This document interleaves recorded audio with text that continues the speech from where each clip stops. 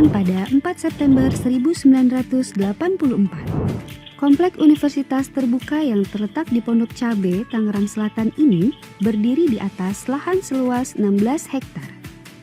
Sebagai kantor pusat layanan dan informasi, Universitas terbuka dibangun dengan mengedepankan konsep profesional, high teknologi dengan tetap menjaga lahan terbuka hijau dan suasana asri. Sebagai pelopor dan inovator pendidikan jarak jauh, Universitas terbuka memiliki 39 kantor layanan unit program belajar jarak jauh atau UPBJJ yang tersebar di seluruh Indonesia dan satu pusat pengelolaan mahasiswa luar negeri. Dengan sistem belajar yang fleksibel, bisa dilakukan di mana saja dan kapan saja, Universitas terbuka dapat menjangkau seluruh lapisan masyarakat dari beragam usia, pendidikan, dan profesi untuk dapat mengenyam pendidikan tinggi. Untuk dapat memberikan akses pendidikan tinggi berkualitas kepada mahasiswa di seluruh Indonesia, Universitas terbuka menyediakan layanan internet dengan kecepatan tinggi dan ruang kerja yang sangat representatif untuk seluruh stafnya. Kantor pusat Universitas terbuka dilengkapi unit-unit yang memiliki peran penting dalam pelaksanaan pendidikan jarak jauh seluruh mahasiswanya. Di antaranya adalah Unit Pelayanan Terpadu Teknologi, Informasi dan Komunikasi atau UPT-TIK sebagai unit pelaksana pengembangan dan aplikasi program pelayanan data dan informasi. Pusat Pengembangan Multimedia atau P2M2 yang selalu mengedepankan pemanfaatan teknologi untuk menunjang proses pembelajaran. Pusat Pengelolaan Bahan Ajar atau Puslaba sebagai sentral pengelolaan dan distribusi bahan ajar mahasiswa. Pusat Layanan Pustaka atau Puslata, layanan perpustakaan baik fisik maupun digital. Pusat Pengujian atau Pusjian sebagai pusat pengelolaan bahan ujian, bank soal, percetakan buku jawaban ujian atau BJU, lembar jawaban ujian atau LJU, dan digital printing. Rektorat, Pusat Kantor Rektor dan Pimpinan Tinggi Universitas terbuka. Biro Keuangan Umum dan Kerjasama atau BKUK, Unit Pelaksana Administrasi Rencana Kerja, Program Kerja dan Keuangan Universitas terbuka. Biro Administrasi Kemahasiswaan dan Perencanaan atau BAKP sebagai pusat layanan kemahasiswaan termasuk call center yang siap melayani kebutuhan mahasiswa. Universitas terbuka juga menyediakan fasilitas penunjang lainnya seperti Wisma Universitas terbuka, penginapan dengan fasilitas terbaik setara Hotel Bintang 3.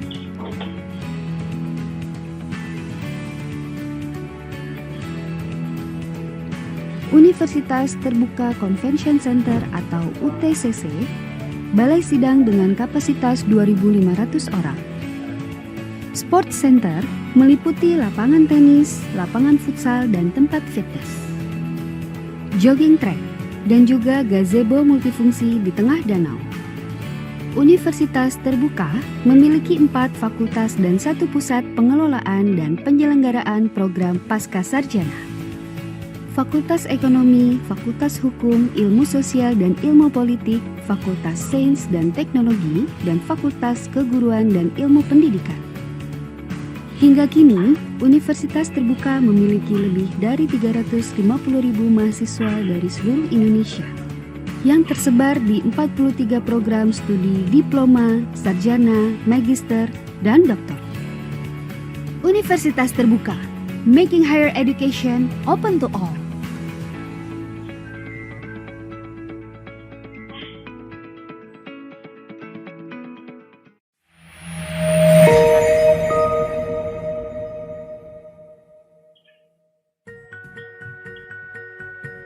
Halo kaula muda Indonesia, salam sehat selalu. Ada yang baru loh di dunia pendidikan tinggi kita, yaitu Indonesia Cyber Education atau disingkat ICE Institute. ICE Institute merupakan marketplace mata kuliah daring bersertifikat yang bermutu dan terregistrasi secara nasional. ICE Institute juga dilengkapi dengan teknologi blockchain yang mencatat semua penempuhan dan perolehan mata kuliah daring oleh kita yang dapat dihubungkan dengan job market. ICE Institute hadir dengan tagline Merdeka Belajar untuk Semua. Mata kuliah daring yang ditawarkan melalui ICE Institute akan memperluas akses kita semua terhadap pendidikan tinggi daring yang berkualitas. Siapa saja, di mana saja, kapan saja dapat mengambil mata kuliah daring melalui ICE Institute. Selain itu, ICE Institute juga mendukung program Kampus Merdeka, Merdeka Belajar dari Menteri Pendidikan, Kebudayaan, Riset, dan Teknologi. Mata kuliah daring yang ditawarkan melalui ICE Institute sifatnya satuan mata kuliah, yaitu kalau kita sudah menyelesaikan dan lulus satu mata kuliah, maka kita berhak mendapatkan sertifikat elektronik yang terverifikasi untuk mata kuliah tersebut. Untuk menyajikan mata kuliah yang berkualitas dan sesuai dengan kebutuhan terkini, ICE Institute berkolaborasi dengan berbagai perguruan tinggi negeri dan AVB, Undip, dan Telkom University. ICE Institute juga berkolaborasi dengan institusi penyedia mata kuliah daring dari luar negeri seperti EDX. Untuk memperluas jaringan, ICE Institute juga berkolaborasi dengan Uwes Embassy Jakarta yang menyediakan akses ke berbagai kursus terbuka bahasa Inggris yang dikelola oleh instruktur dari berbagai kampus bereputasi di Amerika Serikat. Pengembangan ICE Institute dimotori oleh universitas terbuka dan memperoleh dukungan dari berbagai pihak, yaitu Asian Development Bank atau ADB, Microsoft, dan Kaliber. Kedepannya, ICE Institute akan terus memperluas jejaring kerjasama dengan banyak pihak untuk meningkatkan jumlah konten pembelajaran yang berkualitas serta menyediakan layanan pembelajaran daring yang dinamis. ICE Institute juga berupaya memperbaiki sistem yang sudah dimilikinya. Oleh sebab itu, bersama perguruan tinggi mitra, ICE Institute melakukan penelitian dan pengembangan secara intensif. Topik-topiknya menarik dan menginspirasi peningkatan kualitas pembelajaran daring di Indonesia. Penelitian tersebut dibahas melalui webinar series Cyber Education Forum. Setiap bulannya diselenggarakan satu webinar dan ditayangkan secara live melalui Zoom dan UTTV YouTube channel. Jadi ayo kaula muda kita berpartisipasi. Agar mata kuliah daring yang ditayangkan melalui ICE terjamin kualitasnya, dosen-dosen penyedia mata kuliah daring juga dilatih sehingga terampil dan siap untuk menyajikan materi perkuliahan secara daring. Kaula muda Indonesia, yang paling menarik adalah beasiswa Mendikbudristek Merdeka Belajar untuk Semua. Semua mahasiswa di perguruan tinggi di Indonesia bisa shopping berbagai mata kuliah melalui ICE Institute dari perguruan tinggi ternama di Indonesia dan juga luar negeri. Ada 158 mata kuliah daring dari 12 perguruan tinggi papan atas di Indonesia dan 1.381 mata kuliah dari EDX yang berasal dari perguruan tinggi terkemuka internasional. Semua dibagikan secara gratis. ICE Institute akan terus berusaha untuk selalu melayani Indonesia secara prima melalui pengalaman belajar yang menarik dan menyenangkan. Belajar daring berkualitas melalui ICE Institute, tanpa batas, tanpa sekat, merdeka belajar untuk semua, Indonesia maju, salam sehat selalu.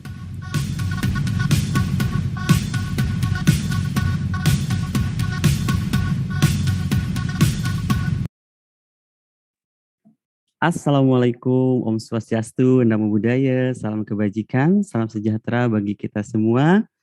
Recording in progress. Good morning, selamat pagi from Indonesia everyone. I'm Fauzy Rahman Kosasih, the moderator for today.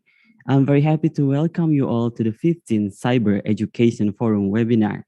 Today's topic is engaging online discussion using community of inquiry framework. Today we are very fortunate to have 4 distinguished speakers. The first one is Mr. Lee Rubenstein. The second speaker is Miss Robin Blair. The third speaker is Miss Loh Ley Ley. And the fourth speaker is Dr. Uwes Chaeruman, M.Pd. Before we jump to the presentation, I will invite Bapak Rahmat Budiman, Ph.D., the Vice Rector for Institutional Development and Cooperation Affairs of Universitas Terbuka, to deliver a welcome speech. Time is yours, Pak. Terima kasih, thank you Pak Fauzy. Bismillahirrahmanirrahim. Assalamualaikum warahmatullahi wabarakatuh. Waalaikumsalam. Good morning, good afternoon, and good evening to all participants. The Cyber Education Forum hosted by ICE Institute. Ladies and gentlemen, as we all aware that the COVID-19 outbreak in the last 2 years has changed a lot of aspects in our lives, including education. COVID-19 has prevented all schools to allow students to come to the school for face-to-face arrangement. Therefore, education enthusiasts, teachers, are forced to formulate certain modes to overcome this pandemic. And during the pandemic, online learning becomes the only one solution to make sure education goes well during the pandemic. However, due to abrupt change, and we are not accustomed to online learning, many people are shocked. Teachers are not ready, students are not ready, and parents are also not ready. Therefore, the Minister of National Education of Indonesia mentions about lost generation.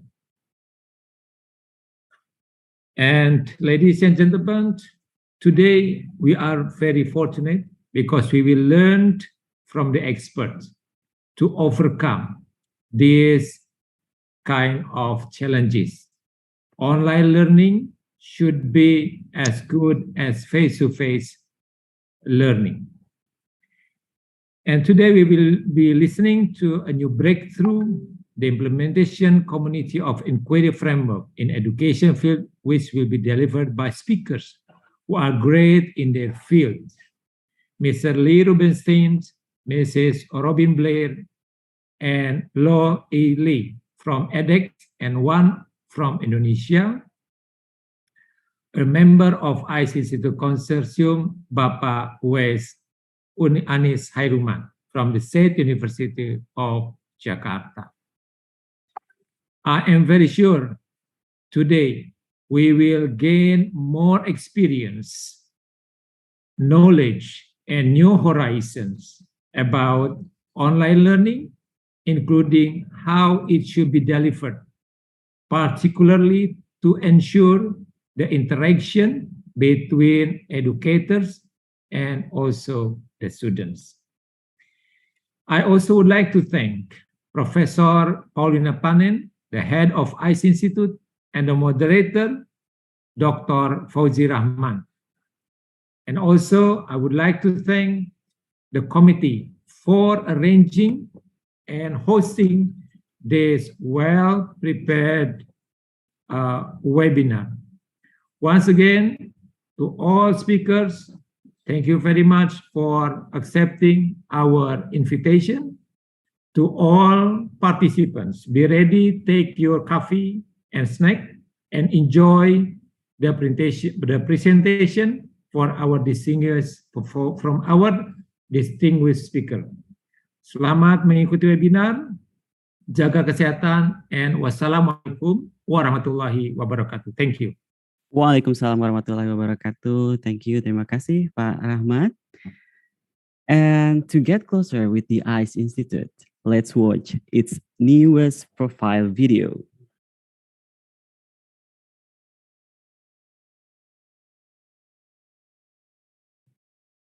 Yeah. Okay.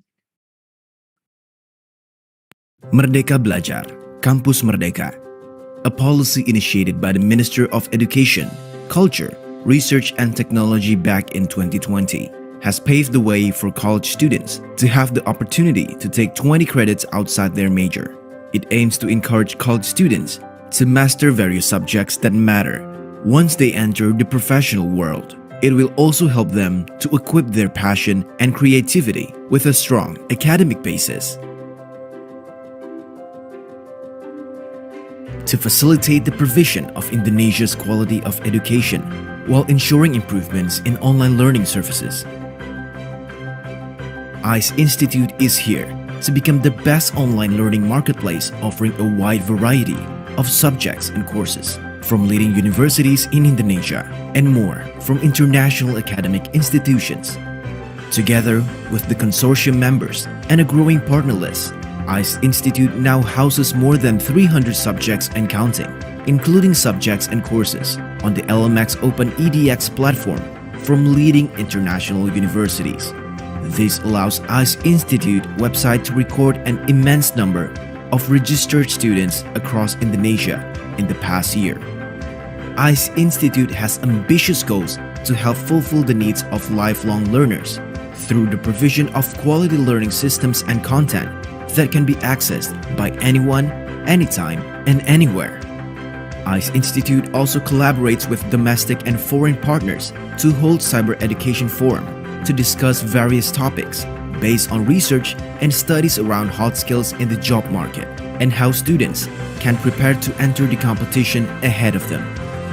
One of the programs that ICE continues to develop is Micro-Credential Game Developer Program with 5 streams of specialization: Game Artist, Game Programmer, Game Designer, Educational Game Developer, Game Project Manager. After graduating, students enrolled in Micro-Credential Game Developer Program will take part in Capstone Project for Game Making. The 10 best games will be selected by experts from the gaming industry during the judging process. Not only quality programs, AR or VR has also been used in various lecture processes to provide a modern and futuristic learning experience.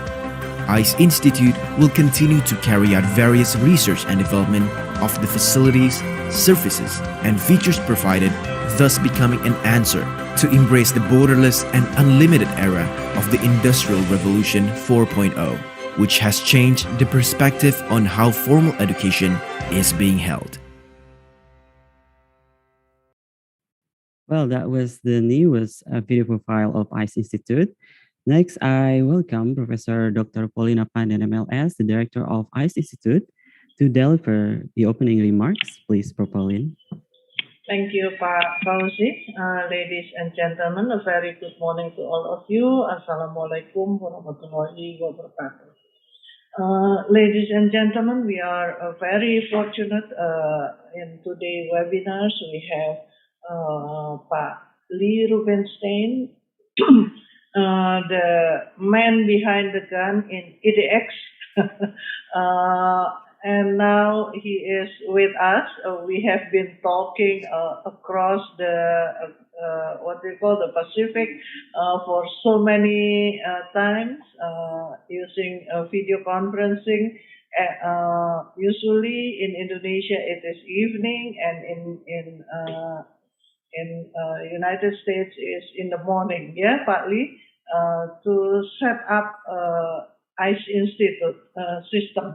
Actually, EDX has contributed a lot to ICE Institute, and we are very fortunate to have him talking with us today. And also Ibu Ley Ley from Singapore. She is representing what we call EDX in Asia.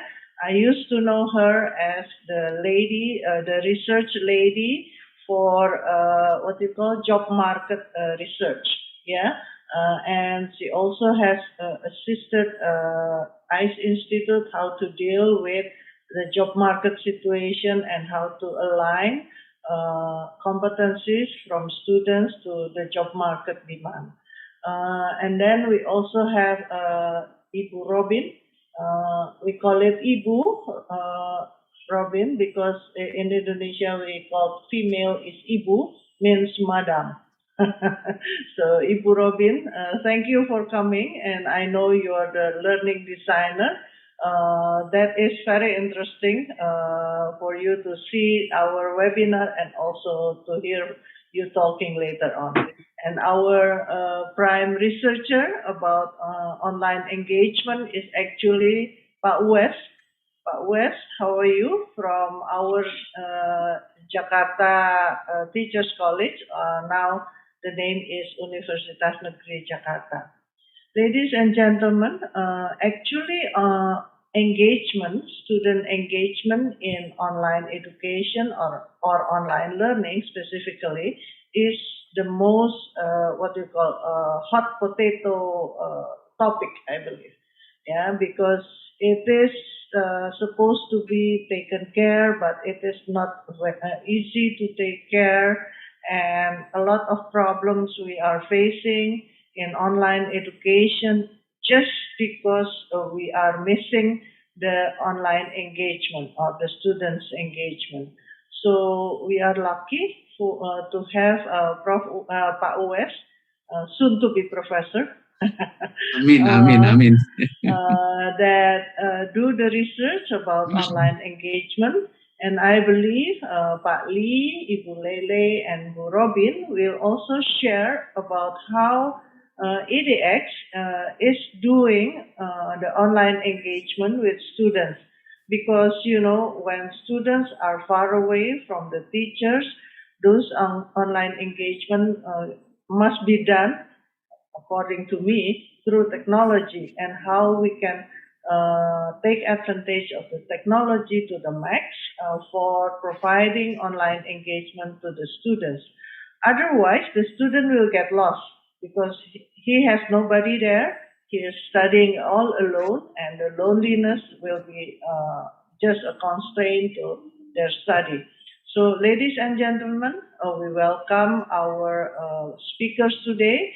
And thank you for all the participants who come to this webinar. As usual, once you come to the webinar, please spread out the message that next one we will also have another webinar coming in because as usual, ICE Institute will do a monthly webinar to all of you so that we can get the newest trends and issues in online education. And to the committee, Pak Ramdan, Bu Eka, and colleagues, thank you for providing all the support to make this webinar taking place. Pak Fauzy, Rahman, thank you for being the moderator, always the moderator. Thank you once again.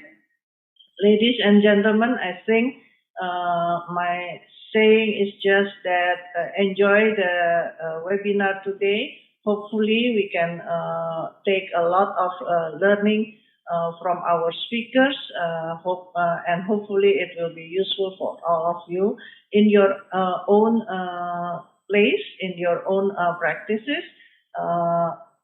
regarding the online education. Once again, thank you very much, and a very good morning to all of you, and wassalamualaikum warahmatullahi wabarakatuh. Waalaikumsalam warahmatullahi wabarakatuh. Thank you, Prof. Pauline. And now we will have a photo session first before we start. So please, all the speakers and also participants, please turn on your camera.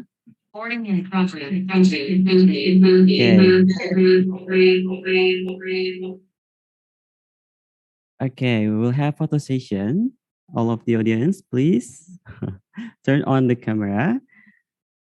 Okay. Everybody is ready? Okay. Smile first. And 3, 2, 1. Another slide. 3, 2, 1. Okay. Another slide. Okay. 3, 2, 1. Okay. I think it's enough. Thank you, everyone.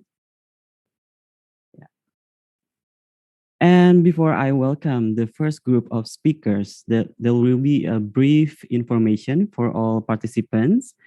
First, the first Q&A session will be after Mr. Lee Rubenstein and Ms. Robin Blair finish their presentation. And the second Q&A will be after Ms. Loh Ley Ley. And the third Q&A will be after Pak Uwes. You may write down the question on the chat section, or for those who are watching us on YouTube live streaming, please type it on the comment section. Don't forget to state your name and where are you from. You may use English or Bahasa Indonesia. Second, at the end of this webinar, the organizing committee will give a feedback form. Make sure all participants fill out the form to get the e-certificate. The e-certificate will be sent to your registered email address maximum 7 days from today. Now it's time to welcome the first group of speakers, Mr. Lee Rubenstein and Ms. Robin Blair. Mr. Lee Rubenstein is currently edX Vice President of Business Development, and Ms. Robin is currently the edX Learning Designer. 20 minutes for your presentation, please. Thank you so much. We are so grateful to have been invited to participate in this very important topic with you today.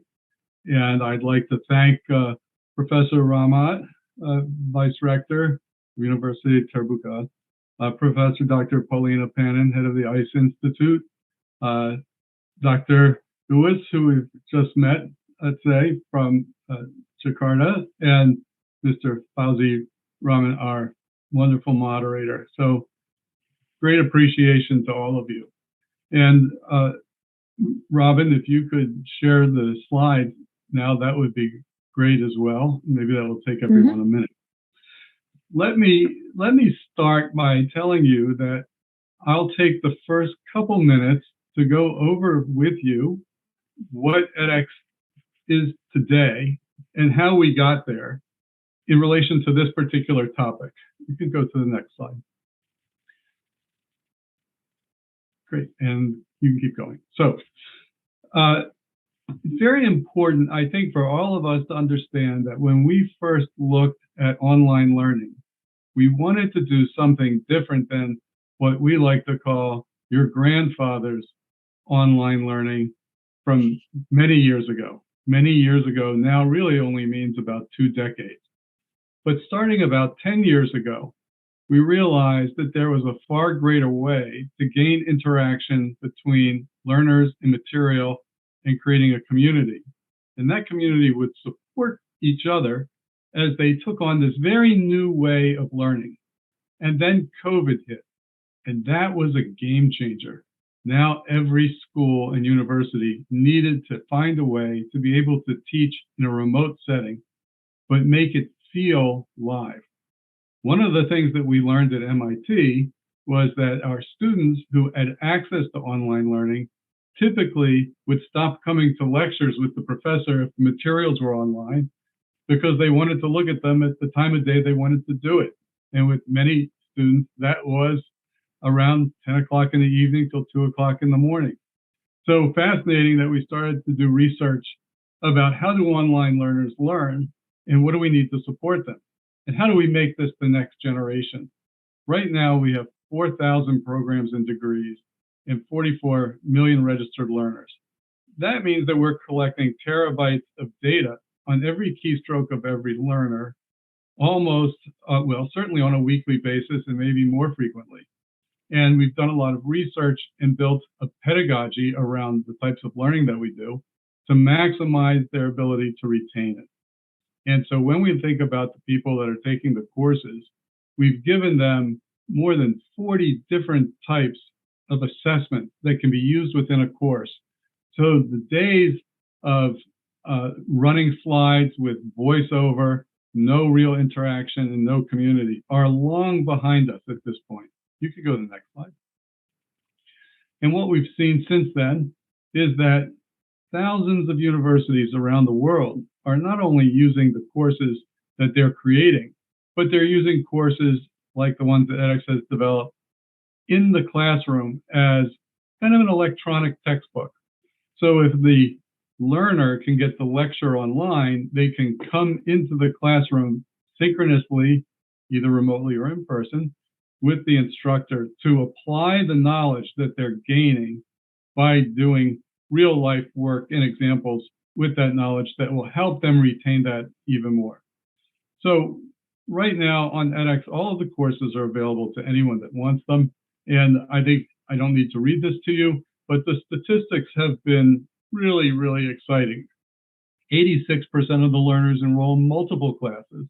They love the experience that this provides. It's an enhancement to what they're doing in the school. Schools are using this and providing credit for the courses that the students take because they're very rigorous and they have certificates that come to show that they received a passing grade. This takes the burden off the university in some cases of creating courses that world experts have already created, and they can use them in a hybrid way in the classroom or flipped classroom in order to be able to make them more local in terms of their impact and content. And my colleague Robin is going to talk to you about the community of inquiry and what that means and how it works as an adjunct to an online learning course. Next slide, please. So one of the things that we did at MIT when we developed and built the system was create a research project at the McGovern Brain Research Institute. And we did a lot of science on this in order to understand that we're going to deliver an experience and then provide a way for the learner to practice what it was they have just learned and then apply that. And one of the very interesting things that we learned, and the research is all available, we make it available online to anybody that wants to go look it up, is that we picked up cues. For instance, learners were more likely to watch 100% of a video that was only 6 minutes long versus a full lecture that had no breaks. So we want to have them undertake some type of finger exercise or assessment that will allow them to break learning into 6-minute chunks. In an ideal world, it's not always that way, but we've put a lot of these practical processes into place and created something called a MDC, or a MOOC development checklist that would allow about 150 checkpoints for a course team to evaluate to make sure that they were creating the most impactful courses. It's all about outcomes. So let's go to the next slide, please. And when you look at the institutions that are using what we're doing here, we have amazing university and corporate learning partners. This is the number 5 in the top 5 rated education learning sites in the world, and schools like Yale and Harvard and MIT, companies like IBM, Google, and AWS are all preparing learners for the classes they need to take in order to be a great contributor in a new digital economy where the skills that they need are different than the skills that existed even 5 years ago, whether you're talking about AI or cyber or game development, AR and VR. Very exciting times, and the fastest and most inexpensive way to reach that audience, at least to get them hands-on, is using this type of process. Next. Also, because I think it's very interesting for professors and schools and learners to think about what course do I take next after the one that has first caught my attention. This seemed to be a theme that we found in the first few years where learners said, I don't want to take just one course. Show me the pathway. What do I need to take in order to develop a skill or competency that we can use? And so we created these programs, and you can use the learning pathway that's already been developed if you use edX. You can use it in the classroom, or you can create your own by assembling courses that you want to collaborate with each other in order to get to a positive end result. Next, please. And every course comes with a certificate. It's very important to understand that one of the ways that we motivate students is to give them something as their reward that they can showcase that they completed a course from a rigorous institution or university, in addition to the university they may be attending. And so for them to take a course from Harvard, get a Harvard certificate as a matter of course, and then be able to show that to their professor as part of their coursework at the university becomes a new coin of the realm. And it allows the learner to publish their credentials online when they ultimately graduate from university and begin to look for the job opportunities that they'll build careers around. Next, please. So in terms of impact, very important that we all understand that 97% of the people that are taking the courses and degrees say they've achieved a positive career outcome. This is really an important statistic for us, because almost immediately in every case, those learners that may have invested in these much lower cost credentials found that they were getting a salary boost in the neighborhood of $11,000. This tends to be worldwide, that covered the cost of their education in some cases. The courses are very low cost. At the end of the day, they're saying that this was an important and positive step in the education that they have. Next, please. So with that, Robin, I think I'm going to let you talk about the platform from here. Is that about right? I can take over for the next slide. Great. So let me introduce you to my good friend, Robin Belair, and we're going to dive into the topic that you're most interested in around communities. Good morning, all. Selamat pagi. Good morning. Terima kasih. I'd like to thank again for being invited, and I'd like to thank again Professor Rahmat, the Vice Rector, and Professor Paulina, the head of the ICE Institute, and Dr. Uwes, our researcher in Jakarta, and of course, Mr. Fauzy, our wonderful moderator. So thank you again. And I will speak a bit about the community of inquiry and how it relates to engaging discussions online. It doesn't need to be strictly online. It can be in a hybrid situation or a combination of synchronous and asynchronous learning. So the background is based in social constructivism, which is collaborative learning. The three main pieces of this is that knowledge construction is active rather than passive. Individuals create knowledge through interactions with each other and the environment, and sort of co-construct a reality and an understanding of their environments. Learning is also very social.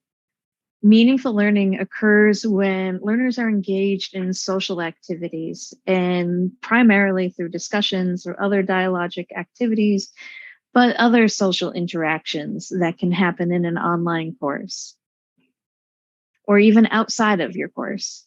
So for anyone who is less familiar with community of inquiry, this is a theoretical framework developed by Randy Garrison and others several decades ago, and it has a lot of research behind it and a lot of data. There's a lot of literature out there supporting community of inquiry. And there's three main pieces to COI, community of inquiry. There's the social presence, the cognitive presence, and the teaching presence. And as you can see on this slide, they all overlap in different ways to support discourse, to create a climate or environment or a sense of community. And there's another overlap for the actual content of the course. Excuse me. So these pieces can all come together for a more holistic learning experience, or you can parse them out a little bit to pay a little bit more attention to the individual elements, the individual presences in your teaching practice. So while community of inquiry is extremely supportive and successful for online learning, it's also extremely valuable for face-to-face teaching as well.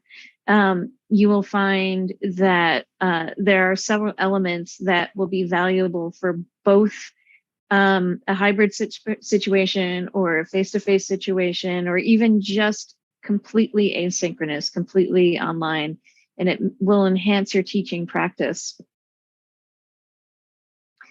So to dig in specifically of how community of inquiry can help with your discussions, especially if You are being thrown into a situation where you are completely asynchronous. Everything is online, and you don't have the valuable input of seeing the faces of your learners and hearing their voices. This can be really difficult to accomplish in an online course, but there are ways to meet those challenges in a really interesting and fun way that your learners, your students, will actually greatly appreciate.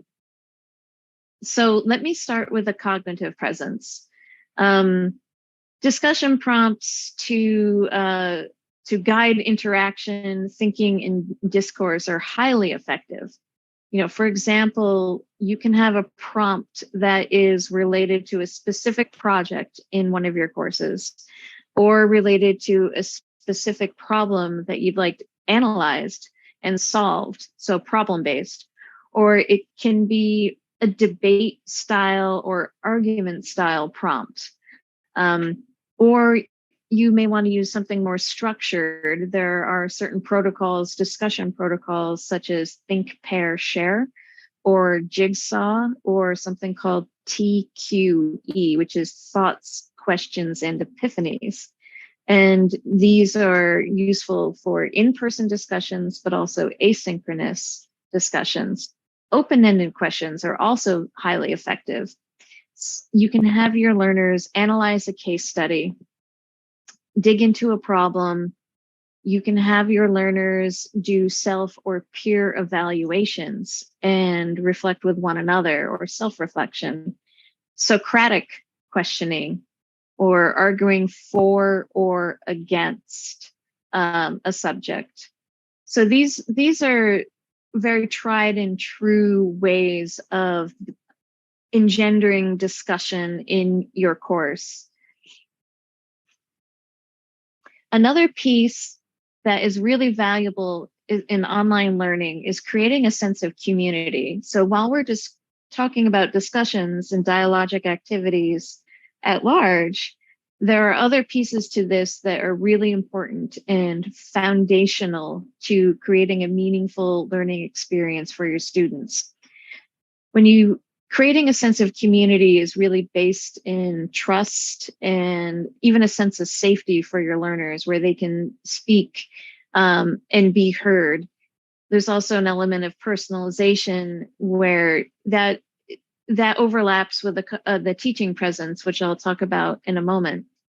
So for a solid social presence, while a solid social presence helps create the environment that encourages cognitive presence and collaborative learning, there are other pieces here. So to create trust, you can create trust by modeling for your learners the social interactions and cues that you would like them to exhibit, and they will follow your lead. Such a social cue is encouragement, as in encouraging your learners to participate and share. You can model this through a pre-recorded video, or you can model this by use of teaching assistants who are active in your discussion forums and respond to your learners. You can identify with the community by sharing why you love teaching the subjects that you're teaching. Your background, a short bio, describing personal or professional experiences, sharing opinions, stories, or anecdotes. All of this helps create a sense of community. And this can happen very easily asynchronously. And this sense of community will help learners in turn share their own experiences and stories. These interpersonal relationships are as important to meaningful learning as the content itself. And there is a lot of data behind this as well. By using a conversational tone in your instructional writing, or when you talk to your learners rather than at them in videos, that's a very small change in how you speak with your learners that can have a huge impact on your students.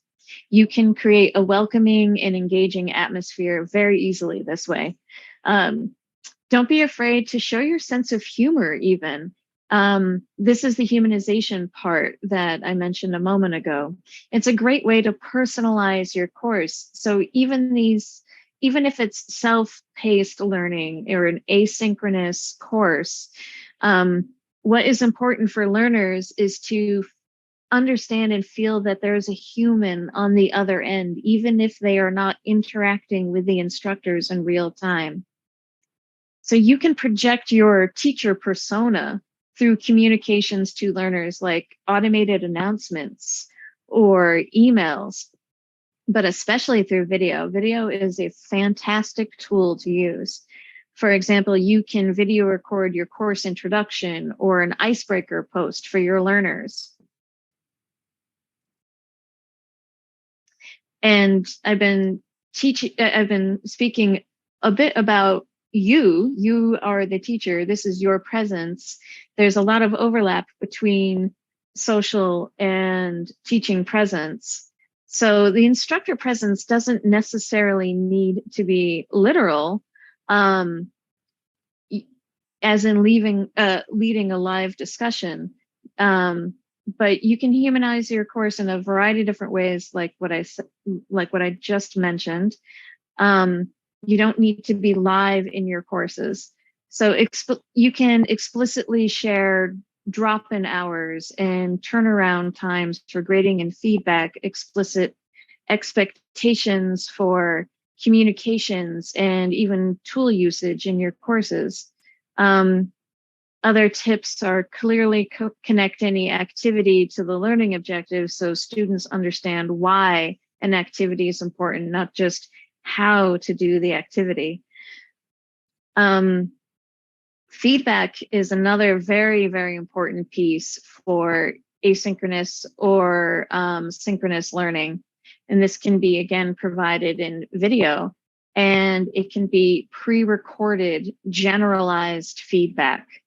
But also text, but multimedia has a bigger impact in online courses, and there's data that supports this as well. Encourage learners to take the role of facilitator even by leading discussions, or even have learner-generated discussion prompts. These are other ways to get community of inquiry in your courses and have that really pump up the engagement. I have a course that I can show you where some of these things, like the various presences, are active in this course. This is something that I developed with two former colleagues of mine at the beginning of the pandemic.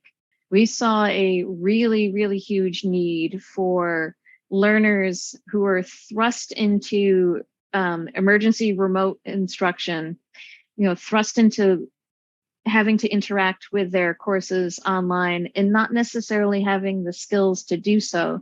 So this course, How to Learn Online, we designed and delivered it as a way to help support these learners who are very new to learning online. And there are several rich discussion forums where learners are interacting with each other and co-creating knowledge and sharing resources with each other. There are other discussions where learners are sharing stories even about what it was like for them to start learning online and sharing their successes and their challenges. I have a number of resources that I can share after the presentation. I can give them to Mr. Fauzy to share afterwards, but there are some PDFs and other documents online that I've used in my practice and that I share with academic partners when they need them, that go really deep into community of inquiry. And you may find these things very beneficial and useful in your own practice. I also have some other example courses that I can show. Some of these are archived, so I might need to be careful about what I can show you. But let me stop screen sharing so I can move to another tab.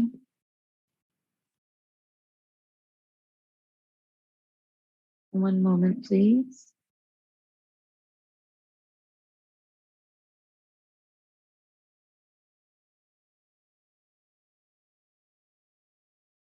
So what we see on screen right now is one of the forums for a specific course. So this is how to learn online. I had the wrong tab open, I'm sorry. So this is how to learn online. And these forums that we see here that I'm scrolling through are all related to specific activities. And they have very well crafted discussion prompts that help guide learners into the thinking and the critical thinking and problem solving that we're hoping they will do in courses when they leave this one. This is a stepping stone for online learning to help them build a foundation of skills, and then they can feel more comfortable when they are learning on their own.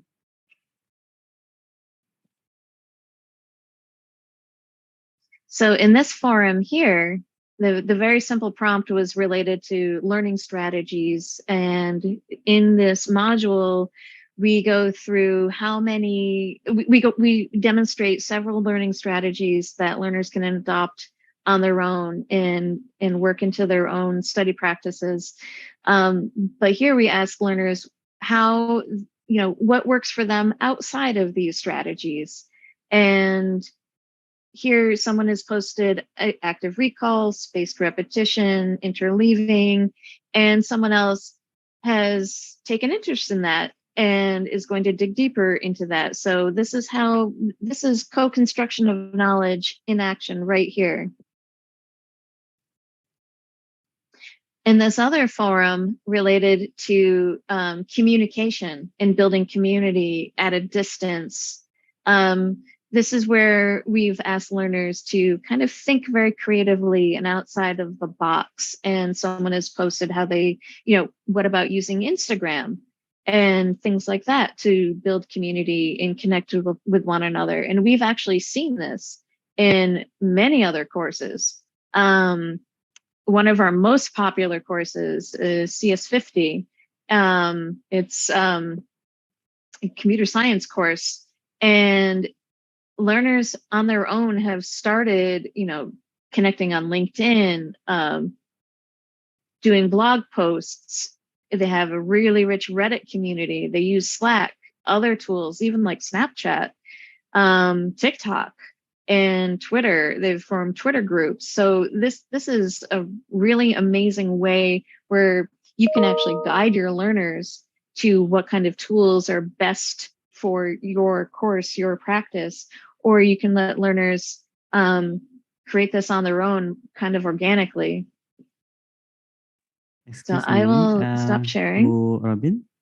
Mm-hmm. Okay. I think you need to wrap up the presentation, Oh, and we'll go to it. the first Q&A session. Yes. Yeah. I'm done. Thank you. Oh, you're done? Yes. Okay, thank you. Thank you, Bu Robin. Thank you, Pak Lee, for a very insightful presentation. I learned a lot from both of you. I also believe that everybody here also learned a lot from your presentation. And we already have questions here, and we open the first Q&A session. The first question, okay, my colleague will show the first question from our audience.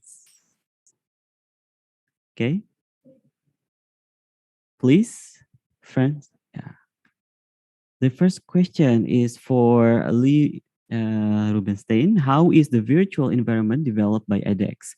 Is it accessible by users now?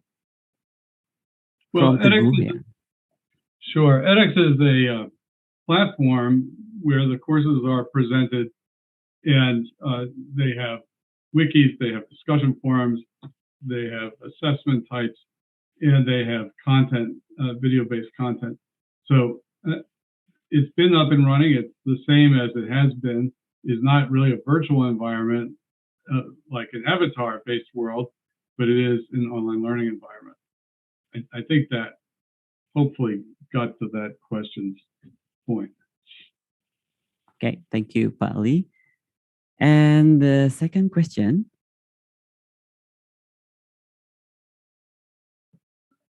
The second question is for Bu Robin. How can we promote collaborative learning in relation to social constructivism when students or learners are considered unmotivated to learn? From Masagus Firdaus. This is definitely a very challenging, a really great impact to helping them be more motivated and engaging. So real world topics and making them feel or helping them feel seen and heard in your course, in your teaching, that might help. Yeah, wonderful. Thank you. And we still have another question. The third question. Yeah, it is for Lee. As we know, edX system is conducted self-paced learning. How is to create engagement between students and lecturers? Or both of you can also answer, yeah. Yeah, I'm going to default to Robin on this one because this is her area of specialty and practice. Robin? Sure. Can you show the question again, please? Add a question again, please. Just on screen.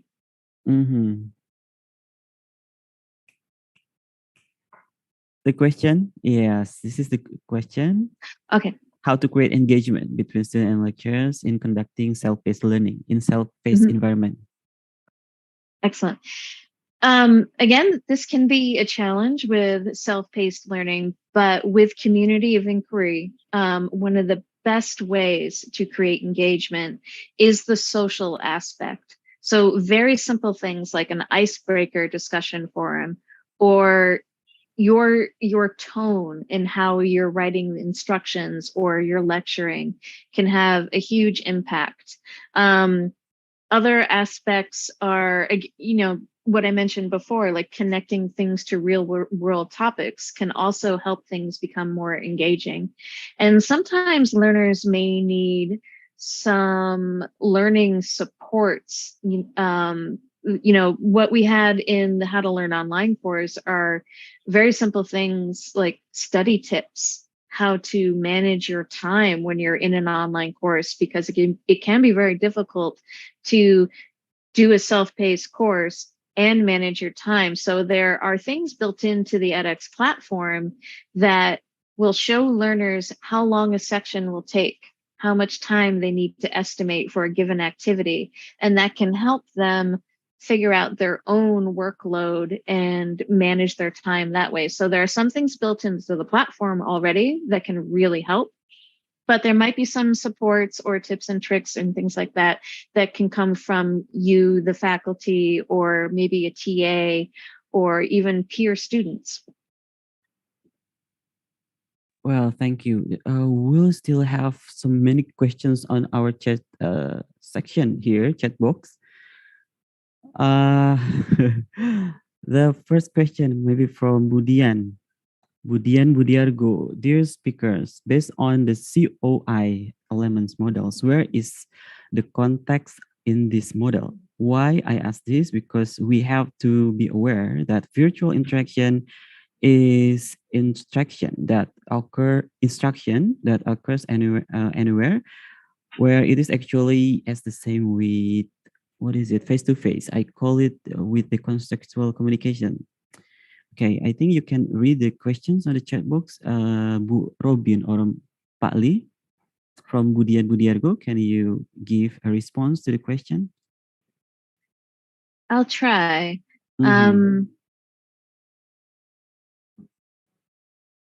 If I'm understanding this question, I think that the concern is by being online and at a distance, you lack the feedback that you would normally get when you're face to face, like the context of facial expressions, body language, things like that. And that is definitely challenging in online teaching, and I won't deny that. But some of the things that I've mentioned before can help alleviate that.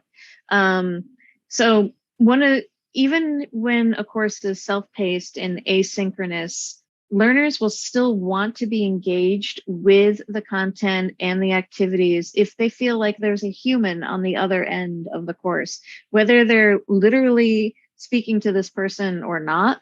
So how the teaching presence is so important. So the tone of voice in writing, again, how you're recording your videos. There can be weekly summaries with generalized feedback, or weekly intros to introduce the content and tie it to prior learning. These are small things, but they can help sort of create a sense of that human context. It's not literal because you're at a distance, but you can at least create the sense of it. And there will still need to be some actual human interaction. So someone will still need to monitor the discussion forums and respond to people. And you might want to actually give a learner targeted feedback and name that person in your feedback. And that can really help with this as well. Well, thank you, Bu Robin. And someone is raising his hand. Pak Fatoni. I'm sorry, Pak Fatoni. Are you going to ask a question? You are still muted. Okay, please give access to Pak Fatoni. Okay. Okay, please, Pak Fatoni. Assalamualaikum. Waalaikumsalam. Good morning, everybody. And then thank you, Pak Robin, dan juga Pak Rahman. I introduce myself. My name is Fatoni Rodi. I am the President of Lecturer Republic of Indonesia. And now our regulation, especially with Pak Mas Menteri, everybody, every lecturer have to community service. And then the efficiency community service by Zoom, by online. And then the community service, it is every lecturer, it is a condition for the tunjangan profesi, professional budget for him or herself. It's called in Indonesia, called is beban kerja dosen. Beban kerja dosen is a lecturer job description. We have to point for that. And then if they enter the point of the community service, so they can budget from the government. So it is important for me how we can involve engagement for my lecturer. We have a lecturer around Indonesia is 300,000. And then the founder is Professor Dr.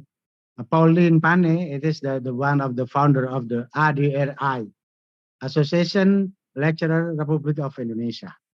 And we have a lot of activity for around international conference until 30 times.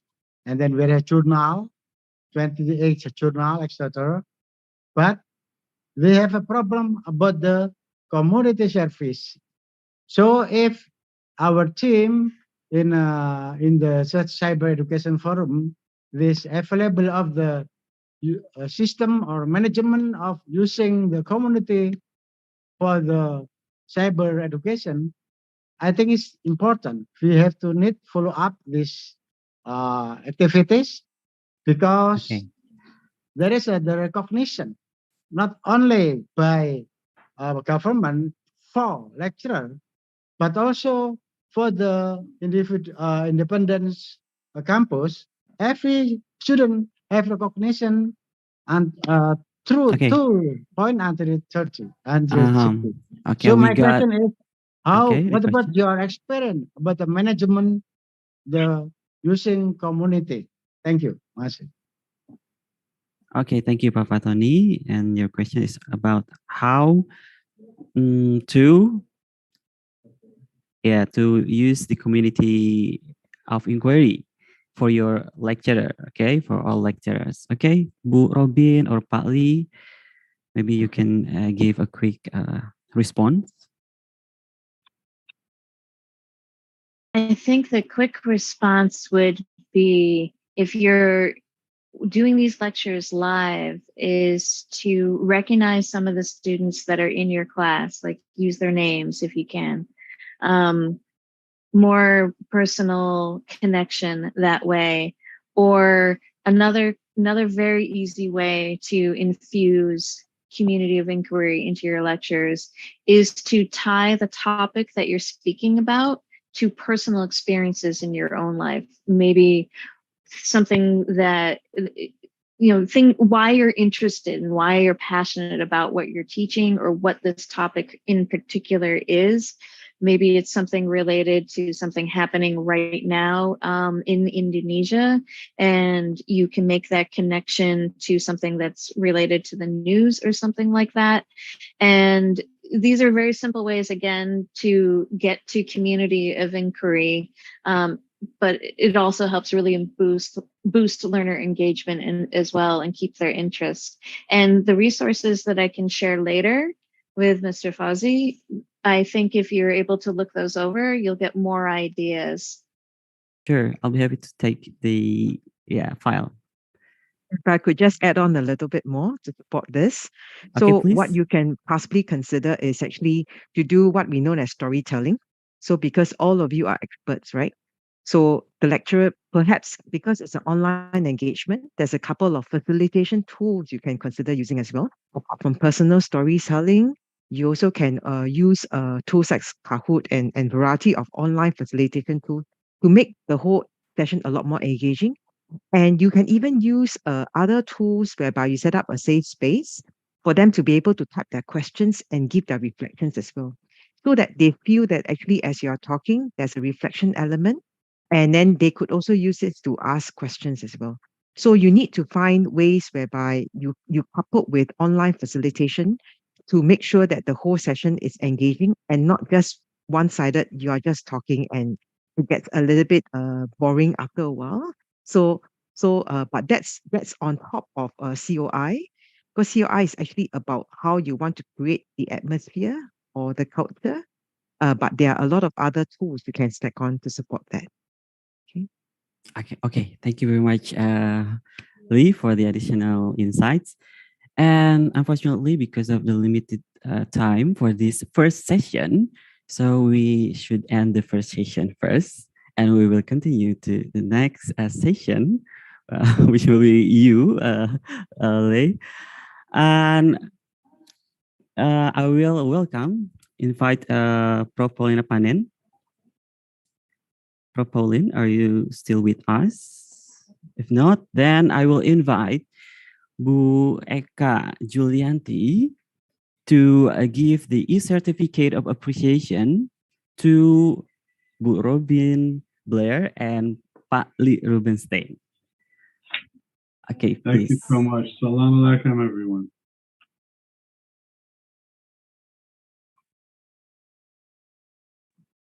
Sorry, still mute. Good morning and good evening, Pak Lee, Madam Robin, and Ibu Lele. Nice to meet you again. Finally, we meet at today's event after a lot of communication only via email. So exciting to be able to communicate with great people like all of you.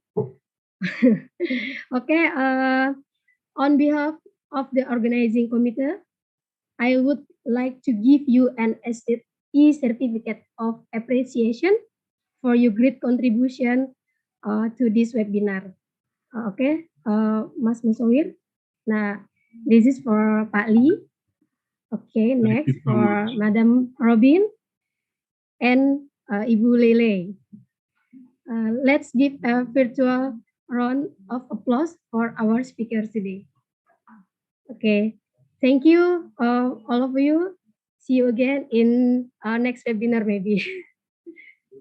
Thank going you, to continue. Eka. Yeah, I'm going to Thank you, Eka. continue on. So I'll stay Okay, on yes, for the please. next Thank segment. you. Okay, thank you, Lee. Thank you, Robin. Yeah. And let's continue to the next speaker, Bu Ley Okay. Ley, please. Yes. All right. So, good morning, ladies and gentlemen. It's great to be here. I saw a lot of interesting questions.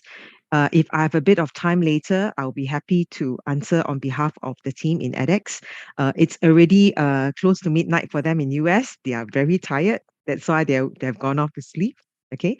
So I'm going to share quickly, based on what you have heard, how can edX actually support you in the next phase of your development.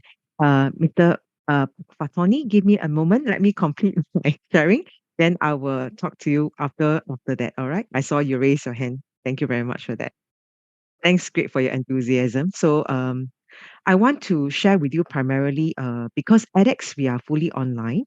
And as you're well aware, I think for Project ICE, you have actually gone beyond Indonesia. When I met with Paulina in Hanoi recently, I'm so excited to see that you have actually gone regional. You know, you have been talking to Xuetang X in China. You have also been working with Sri Lanka and a variety of the countries as well. And eventually, it might even go beyond Indonesia, to ASEAN, or even to around the world. So actually, the potential of online is very vast. It's not limited by geographical region of where you are, even in a particular state or in a province. So really, where we are today is we are actually moving away very much from face to face to very much on what you know as a blended or a digital learning approach. I do not need to go into detail for that because I'm sure everybody here are familiar with the concept of blended or hybrid learning as well as fully digital learning as well. And actually, the students are the new generation, especially after COVID, they've gotten a lot more used to online learning, and they have actually gotten used to the tools that is used for online facilitation as well. So, how do we actually put this into practice? I just want to share with you conceptually. The good thing about edX programs is we are all modular, and modular means that it's almost like Lego bricks. Imagine right now your program is like a car. You have assembled the Lego into a shape of a car. But if I take away the brick that makes up the car, you're going to have like maybe the wheels, the bonnet, the door, and so on. So imagine if you put edX program as one part of the entire degree program that you're coming up with. It can then be added on in terms of how you want to spec program for your degree program. And why is it useful? Because there are a lot of foundational content that's already available on edX. And actually, what you then need to concentrate on is the content that is proprietary to your school or is very uniquely contextualized for Indonesia. Okay. It will make your entire curriculum a lot more impactful because the knowledge that you give is real time. It's very, very current. It also allows you to be able to then be part of this great community of good colleges from globally around the world. And it really reduces your cost and speed for launch when you when you have a certain program. So this is to give you an example of how you can potentially one program. edX, we have, as you may have seen, a lot of content that's from the top universities. Like what Lee mentioned, these are primarily the top 5 universities globally. And we work with a lot of industry partners as well. IBM, with Cisco and variety of them as well. I take example, this program called Data Analytics courses. There are many courses available. But what we have actually done is actually we have this thing called like the IBM Data Science Professional Certificate. Okay. So what it has been curated for you into a form of a learning pathway, which consists of an introduction all the way down to tools such as Python, SQL, and so on, and visualization tools such as Tableau as well. So this forms the foundational stack that you can actually then say that perhaps this can be accorded, I don't know, 5 credits or whatever, because you have taken this. And in your programs, you need not then run through these again, because these are already mainly available. And the beauty of this is after they have completed this entire series, they'll be awarded the IBM Data Science Professional Certificate. And this certificate then can be added on to their certs that they are getting from your university as well. Okay.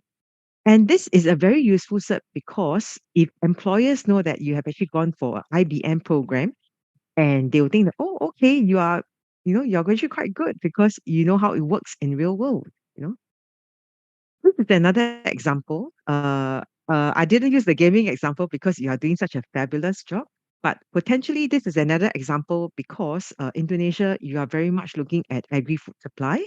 So imagine if you want to look at some of the newer trend that's going on right now, it could be on, like example, plant-based diet. That's very hot in Singapore. I am a vegetarian, so I don't take meat. So to me, plant-based diet is very critical for me in order to make sure I stay strong. So these are things that perhaps it hasn't taken a while. You haven't maybe you're thinking of, but you may have not developed. But you can then stack on with edX program, and then you can actually then do additional development that contextualize for Indonesia. So from your extensive library, like what Lee mentioned, there are a lot of stackable credentials, and these are all verified tracks. They can, the student as well as the learners can upskill and train themselves in the most cost-effective manner. And to respond to one of the questions in the chat, in self-paced learning, we always look at behavioral nudges. So in our platform, when students sign on to a program, there will be nudges that will be sent to you. It could be an in-app notification. It could be email. It could also be pop-ups that share with you about, where are you in terms of progress vis-a-vis the other students and so on as well. So all these are things that are incorporated to nudge the students along when they do self-paced learning. So how does it work in a conceptual manner? So back to the IBM data science example.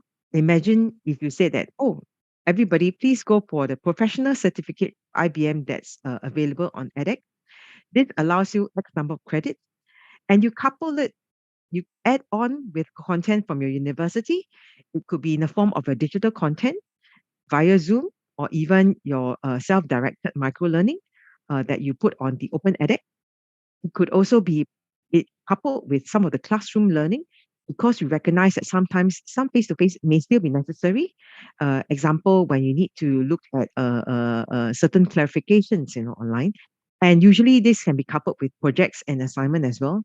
And together, this can form the new way of how you might want to design your curriculum. Gone are the days whereby a lot of things years to develop. There are a lot of ready content that's available out there. And given that you are all on edX, make use of the ready content to hasten the speed of your development work, because I know all of you are under pressure to ensure that you develop content fast and furious. Okay. You can also extend beyond the student population because the content that you develop could then be used for professionals. So in Asia's context, you must have been hearing the terms reskilling and upskilling of our workers. We recognize that our workers these days need to be constantly upskilled in order for them to learn the latest trend.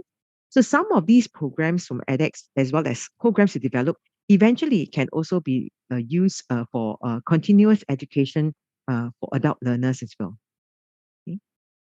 And something else that I really want to bring across to all of you, given that I'm based in Asia, I'm just an hour flight away from Jakarta, so I'm happy to visit you anytime, is that I really want to see if there are ways that I can support you to boost the interest as well as the take up rate for edX and your programs on ICE platform. So this could be in the form of what we know as digital roadshow. Learning festivals are very big in Asia. I mean, I used to do a lot of learning festivals for a variety of adult learners and students as well. And of course, not forgetting, we can also work together. I can support you in terms of some of the emailers or even publicity on your campus that you want to show to demonstrate that actually how expensive you're moving into digital learning. So please feel free to reach out to me. I'll be happy to engage all of you one-on-one or even collectively as a community to see how we can help to collaborate to bring forth the message of digital learning. And the last part I'm going to share with you is on this new flexible partnership that edX comes up with recently. As you're well aware, edX, we have a series, we have a huge number of partners, and we have recently revamped the partnership model, whereby we are looking at a way where there is a core bundle, which, so example, your University X, right? And you want to come on board edX platform as a partner. Happy to talk to you further on that. And what we can then do is we can discuss how we can actually work out the pricing strategy, the branding, and whether you need us to market and what other support. So it's a stackable bundle. You only take whatever that you need based on your need basis. So example, in this University of Wisconsin in US, is one of the first partners to leverage on this. So what they did is they came up with a micro master's program and they put it on edX. And then from there, this is how they start to market beyond USA. So think about it, in Indonesia, there is potential. There's a huge market that will love to learn content in Bahasa. In Singapore, in Malaysia, in Brunei, and so on. So you could potentially look at putting your content and develop into a micro-credential content and put it on edX, and then you can actually start to market beyond your vicinity to greater part of Indonesia, as well as ASEAN and even to the world as well. Okay, so what does it mean for you? It does, apart from what I mentioned first, it makes your program really accessible. It really also helps enhance your branding, because edX, we only work with the top-notch academic universities and organizations in the world. It also demonstrates that you are driving and adopting digital learning very, very robustly. And actually, you may even want to consider whether there are partnerships you can work along with your fellow ICE colleagues. And of course, ultimately, it helps you derive a new business model so that you are a lot more efficient as well as a lot more productive, when you launch your programs. Okay, so this is where I'm going to end. And I've seen that there are a few questions online. Let me try to answer some of the questions that was not. Oh, sorry, is Fauzy, you're going to moderate the questions? No. If you wish to answer the question or give response, yeah. Yeah. So, is there any questions that that anybody would really want to, like? There were questions on. Oh, okay. For the Q&A session for this session will be after Pak Uwes presentation. Okay. All right. No problem. Okay. Is it okay? Okay. With that, I'll be happy to take questions later. Then, thank you very much for your attention. Thank you very much, Ley Ley, for a very fantastic presentation. And I do believe that everyone here has already had the questions for Ley Ley, Miss Ley Ley. But your questions will be answered. Please make it easy, okay? No. The questions will be after this session. Yeah, after Pak Uwes presentation. So Jessica, I'll answer your question later. All right. Okay, Miss Ley Ley is actually the principal consultant of edX for Asia. And we will move to the next speaker. Okay. Dr. Uwes Anis Chaeruman M.Pd. Halo, Pak Anis. Good morning. Selamat pagi. Yeah, good morning. Okay, he is the lead researcher at our institution, the ICE Institute, to do a collaborative research with several researchers from other institutions. And he's also the head of Information and Communication Technology Unit of Universitas Negeri Jakarta. Pak Uwes, 20 minutes for your presentation, please. Yes, thank you, Pak Fauzy. Can you see my screen right now? Yes, we can. Yes. Okay. Good morning, Ibu Ley Ley. Good morning, everybody. Good morning, all participants. I am very grateful to see Pak Robin, Bu Robin, Pak Lee. They are the men behind the EDX and inspiring me and inspiring us as well, I think, for our discussion for today. Bapak dan Ibu sekalian, actually we are a researcher team consists of me, Uwes Chaeruman from Universitas Negeri Jakarta, and Ibu Dian Budiargo from Universitas Terbuka, Ibu Kasiah Yunus from Universitas Indonesia, Pak Bambang from Universitas Bina Nusantara, Ibu Dina also from Universitas Bina Nusantara, and the last is Ibu Luluk Asmawati from the Universitas Sultan Ageng Tirtayasa. We are, our research interest is in engaging online learning actually, because this kind of interaction is very, very important in the online learning environment. So we are very, very interested in these issues today. And fortunately, we have the framework proposed by the Garrison and friends. We call it the Community of Inquiry Framework, that it can be used by us to conduct our research for today. Bapak dan Ibu sekalian, actually Community of Inquiry Framework in Bahasa Indonesia, I think it is similar with the Arabic language. We can call it the Majelis Taklim, right, Pak Fauzy? Yeah, it is a Majlis Taklim. So it is not so. We are all familiar with this term actually. So in English it's called Community of Inquiry, but in Indonesia we can call it as a Majlis Taklim, because in an online environment there are some students, we can call it as a majlis, and they are conducting inquiry among each other, so we can call it as a ta'lim. Majelis ta'lim, it is very familiar for Indonesian people. Okay. Bapak dan Ibu sekalian, when we talk about the online learning, actually it's not just merely putting the our content into certain learning technology platform, but the essence of e-learning is actually how do we use information and computer technology to create learning experiences. So the key point here is creating learning experiences. So we are not talking about not just talking merely about the technology, but we are talking about how to create learning experiences with technology. So the main point in instructional process is how to engage interactions between student and students, student and instructors, and also student and the content or the learning materials. Fortunately, we use this Community of Inquiry framework, which has been explained by Ibu Robin previously. There are three presences in the community inquiry.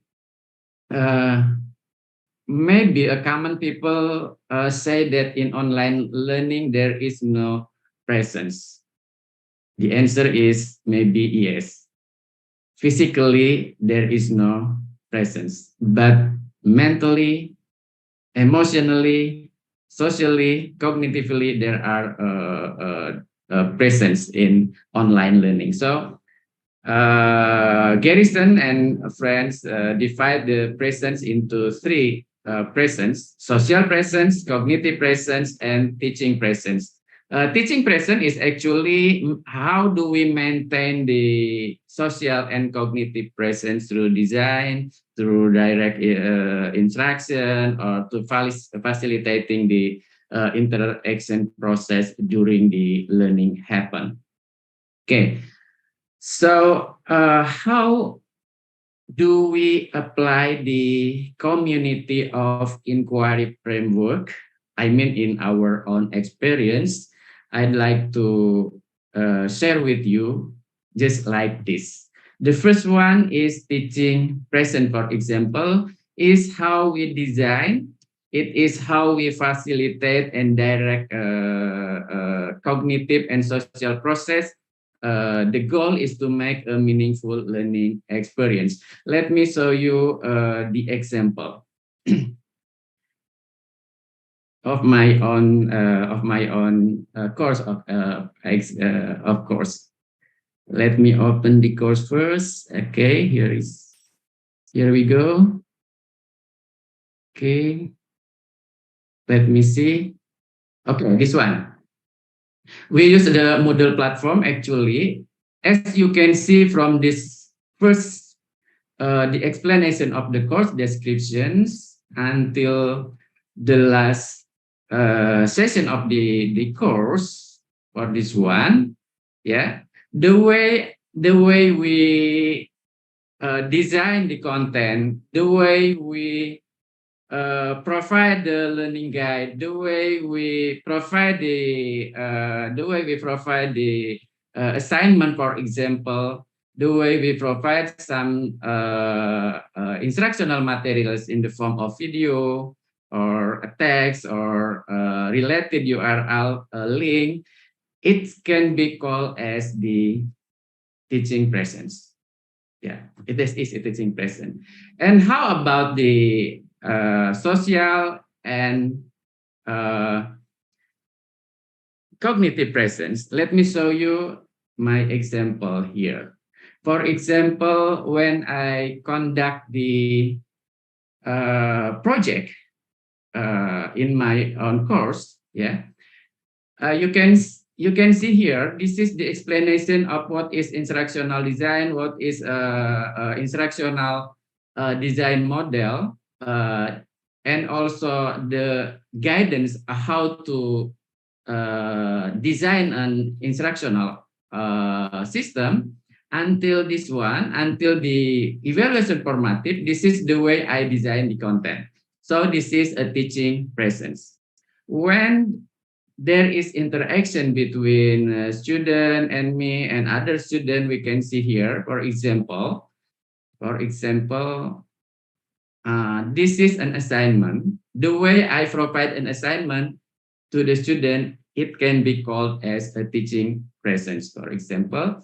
And the way I interact with the student, the way the student interact with other students, it can be called a social presence and also maybe cognitive presence. You can see here, April 9, 2020 at 7:49, I provide feedback to the question of my student Teti. Yes. And this is a kind of social presence and also cognitive presence between me and my student.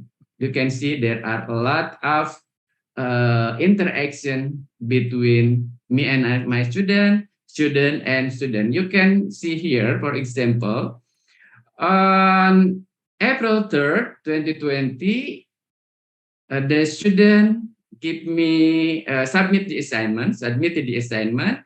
I read, I provide feedback, I provide feed forward, which is a kind of social presence and as well as the cognitive presence. On April 4th, 2020, they revise it and submit it again. Yeah, I read it, I provided them the feedback, feed forward as well, another comment. And on April 5, they submitted again. And on April 8, as I read it, it's okay. So I mentioned, well done. You may go on to the next stages. That is an example. How do I apply the community of inquiry framework? Just an example, Ibu Loh, ya.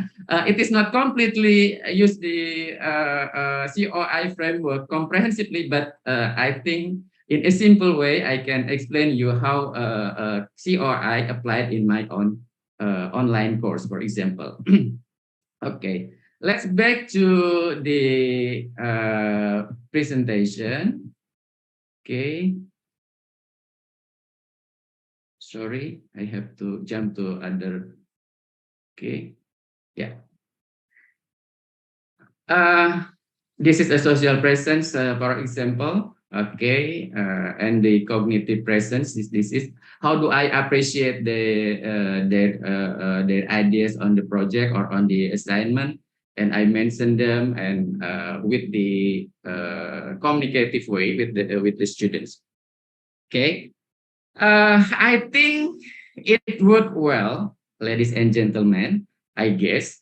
That is why we are interesting to research these issues. So we are going to conduct research.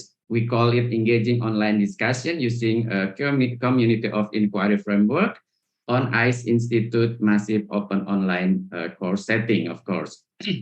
So the background is ICE Institute is a massive open online course aggregator in Indonesia. It is a center of massive open online course that promote any research-based innovative online teaching and learning model. So we take part in this mission of the ICE Institute. On the other hand, we also have the principle or the concept of the online learning framework. There is online collaborative learning in MOOCs. We are all know that previous studies show that meaningful online learning can be constructed through social interaction and reflection. So online collaborative learning is a matter. And also COI framework provides meaningful interaction. We can call it the social presence, cognitive presence, and also teaching presence is, I think, for me, myself, it's worthwhile, and it deserves to be researched more advanced related to this.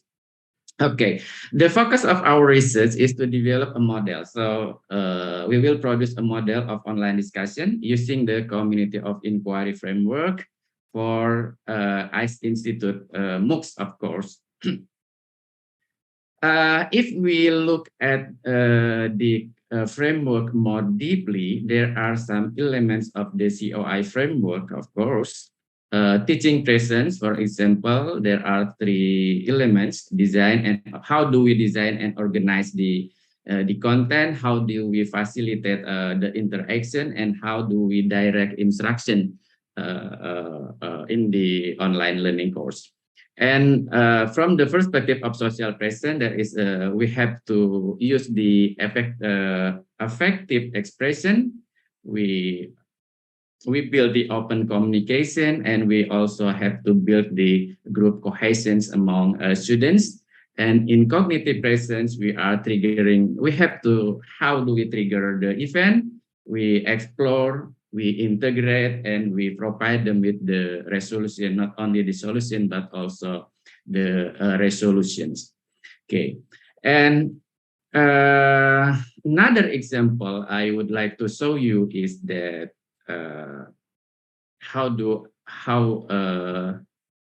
did my teaching presence in, sorry, okay. Let me see. Let me close this one. Okay. Okay, perhaps this one.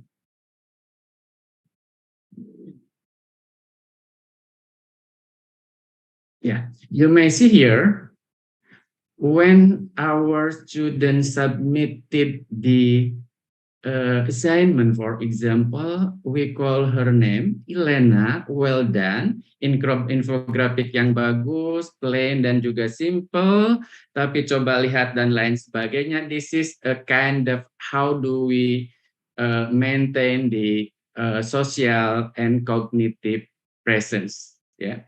And I did it as immediately as possible. As you can see, the comment for Elena is different for the comment from another student. So I give the comment very, very personal, yeah, very, very personal among students. This is another example. So in order to make the participant more understand how COI applied in a real situation. Okay, let's back to my presentation. Okay, let me close this first. Okay.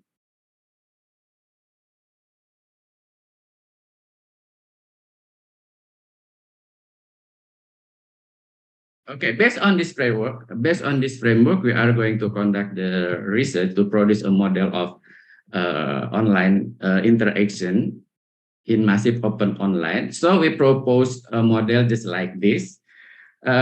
We consider the two main components, interaction and presence. And in online asynchronous discussion and as well in interactions, so we will make some criteria in the teaching presence, in the design and how to design and how to organize, how to facilitate, how to provide direct instructions, as well as in social presence and also in cognitive presence, to make interaction more meaningful among learner and instructor, learner and learner, and learner content in online collaborative environments. So what we are going to do next is we have a research roadmap. The first, we are going to preliminary study and design in this year. We are going to conduct a systematic literature review related to the COI applications. I mean, state of the art, the COI in recent studies. And we are going to conduct a survey on student and teacher preparedness to engage in ICE Institute MOOCs, of course. And hopefully this year we can publish 2 articles at least in a certain international reputable journal. And we will have a design, a tentative model to be developed, to be developed and formatively evaluated in 2023. Second phase is development in 2023. We are going to develop the model of online discussion using the community of inquiry framework, and followed by conducting the formative evaluation. And hopefully we can publish some articles to a certain international reputable journal. And in 2024, we are going to have the third phase, publication and dissemination. Of course, we are going to experiment the model we develop, and hopefully we can publish an articles and also a book related to how to facilitate online discussion in online learning environment, and we can disseminate the model. So I think this is only an idea about developing an online learning discussion model. One of our member actually already applied the COI and already conducted some research about the application of COI in online learning, but in instructor-led online learning, actually, not in massive open online learning. It is very, very challenging compared to what I described previously about how do I, in my experience, Bu Loh, when I teach more than 15 credits, then I will collapse. And also our students. So be aware about the number of the credit and the number of the students as well. Thank you very much, Pak Fauzy. Thank you very much. Terima kasih Pak Uwes for very informative, insightful presentation. And yeah, Budian Budiargo, the member of researcher. Yeah. Okay. Budian, are you going to add something? Okay, please give access to Budian Budiargo to unmute the microphone. Wait a minute, Budian. Now, okay, please. Terima kasih Pak Fauzy. I just want to ask to Ibu Lali, but first of all, thank you Pak Uwes, who representing our team today. Ibu Ley, I need your suggestion to complete our research. Talk about virtual. We need the good environment, good digital environment, and then good stable connection. Currently in my country with more than 17,000 islands, not all of us could access the internet properly. So with this condition, what should we do as people who are responsible in distance education, especially to make a student engage with our program? And so my question is how to more program. Thank you, Ibu. Once more, terima kasih Pak Uwes. Okay, so Fauzy, is it okay for me to answer that question? Yes, please. Yeah, okay. Pak So I'm sharing with you based on some of the experiences I've had beyond edX, because in Singapore, actually I actually do quite a bit of facilitation as well. So previously I was from college, civil service college, where I trained all the civil servants in Singapore. And then after that, I moved on to train the adult educators. And then also I also work with international organizations in countries such as Bhutan, in Philippines, and even in Africa, where actually, like what you mentioned, they do have some challenges with internet connection. So during the COVID period, it is quite a serious situation because suddenly everybody goes online. So what we then decide to do is, apart from, of course, we usually would suggest that you will invest in infrastructure that will take time. One of the initiatives that we actually done was, instead we actually feel like an environment where in school, where we know the internet connection could be a bit better, and we organize study groups together to learn online together at the same time. It is not ideal because you definitely is preferred to learn at home, but sometimes unfortunately the home internet connection is just not good. So we then open up rooms in schools and then say that everybody, either I give you laptop or you come in with laptops and there's good steady connection, and guess what, you all can come together. And the way you design the online programs could be where there's group discussions. You can form groups, and then you can look at the topic of the question. Then you work out the group work together. You submit online, and then the teacher will grade you online. So that's something you can add on more into your programs. Okay, so that's one method. Other things that we do is we will also try to see can we stagger, but again, internet is something that is very difficult to control. So that one works very well in Singapore and in places like Bhutan, which internet, seriously, it's a major issue. We also try to, as much as video resources are great, but video resources do take up bandwidth. So if you want to produce video resources, keep it really short. Like, because I'm a micro learning designer as well, my video resources typically for micro learning doesn't cross 2.5 minutes. So then there is the art that there's things that the educators can learn on. How do you design your curriculum such as bite size? So do not do it in like 1 hour. How do you then make it such a way that maybe it all takes like maybe 30 minutes or less? Some parts of it are already available online.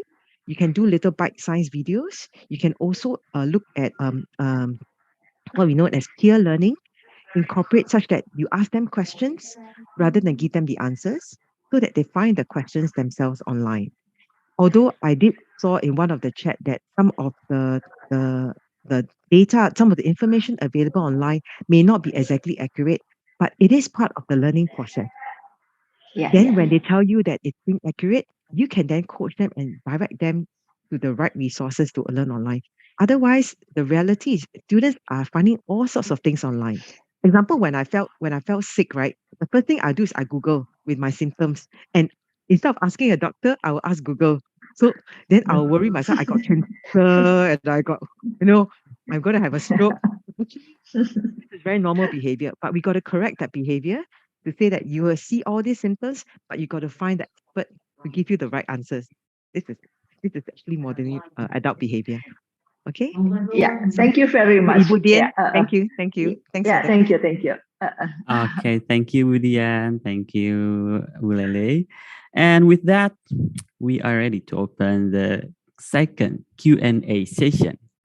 And we've got several questions here. The first question is from Pak Firman, if I'm not mistaken. Yeah, it is for Bu Ley Ley first. How to synchronize between visualizing data with Python with practice study program that needs purchase some expensive application and expensive machine learning in edX. So how can we offer continuous education with flexible partnership for access, which is affordable and its affordability? I'm sorry, still muted. If I could share screen as well. Oh, please, Yes. stop sharing first. Yeah, I just want to show you one of the sites, right? Okay, cool. Okay. Yeah. So actually, the challenge when it comes to when it comes to technical training, it's that sometimes the application may not be that obvious. So actually, this is something that you can consider. I'm going to send this into the chat so that it's easier for all of you to see. But basically, you can consider looking at an integrated development environment software. Okay, and these are all softwares you can then stack on the courses that's on Python, on SQL and variety of stuff as well. And one of the tools you can consider is, for example, Cordio. Okay, helps you to have a hands-on learning experience and can stack on to that with the edX programs. And guess what? There's a free instructor account, so you can start trying all these things first, and then from there you start to create learning experiences that actually add on to the more academic teachings you have from edX. Okay, I will share these two on the on the chat function here. You can explore. Of course, if you have more questions, I've already indicated my email in the function as well. Feel free to reach out. If I cannot answer, I will be sure to find other experts. I'm not an expert, huh? I'll be sure to find experts to actually support you in this journey. Okay. Okay, thank you, Bu Ley Ley. You already shared your email address on the chat section, so everyone can get access to reach Bu Ley Ley on the chat section. And we move to the second question from Melinda to Lele and Bu Ley Ley and Pak Uwes. In which environments the COI will work best? Synchronous, asynchronous, or hybrid? Okay, both of you can give a response to this question, please. So Uwes is the expert, so I shall take instruction and advice and guidance from him. Okay, Pak Uwes first. Okay, thank you. Actually, COIA can be applied not only for the online learning environments, but in face-to-face as well. For example, when Pak Fauzy come to a meeting, RT, let's say, Bu Loh do not know what is RT. Okay, meeting RT. And Pak Fauzy is such a kind of a famous people in the neighborhood. Okay, and the chairman of the RT not mentioned Pak Fauzy. How do you feel, Pak Fauzy? Do you feel awkward? Do you feel something unappreciated? Okay. Yes. So yeah, it is happen also to your student in the classroom. For example, when your student asking the questions, raise hand, and you mention, "Oh, Fauzy, you are raise hand." Oh, so he will. So what is the how Fauzy feel? Excited, right? Yes. So this is kind of social presence. We appreciate that Fauzy is here in our classroom. Yeah. When in the classroom, we think that our student inside the classroom physically all right over there, but we do not know emotionally, mentally is in the classroom or not. So okay, and at another time in the face-to-face case, Pak Fauzy provide the ideas, okay, propose the ideas, and the lecturer quote the ideas and provide some feedback and forward to Pak Fauzy. How do you feel? Excited? Sure, I'm excited. That is cognitive presence. Okay. I, as a lecturer, appreciate the cognitive ideas from the Pak Fauzy. And when I quote, when I provide the feedback, when I provide the feedback, immediately as possible, as immediately as possible, it is work. So it will engage me and Pak Fauzy as my students. Okay, the way we maintain social presence, the way we maintain cognitive presence in such way by designing the content, for example, facilitating something like that, providing direct instruction, that is called by it is what we call as teaching presence. So it happened not only in synchronous, direct synchronous, I mean face to face, virtual synchronous learning as well, and asynchronous learning as well. So previously there is a participant asking, how do we apply the COI for unmotivated students? I have a mantra, and it's mujarab. Mujarab is bahasa Arab. What is Mujarab that? is work well. Okay, let's say in bahasa Indonesia ya. Let's say in bahasa Indonesia. What do I do? Okay, for example, ketika ada seorang mahasiswa mengirimkan tugas, maka langkah pertama yang saya lakukan adalah panggil namanya. Angkat mereka, kehadiran sosial mereka dengan sebut namanya. Kemudian berikan encouragement luar biasa, well done, apalah dan lain sebagainya. Oke. Kemudian yang kedua, angkat pemikirannya. Nah, dengan cara apa? Nah, kita quote lah percakapannya atau ide-idenya. Berarti kita menghargai kehadiran kognitifnya mereka. Ya kan begitu ya?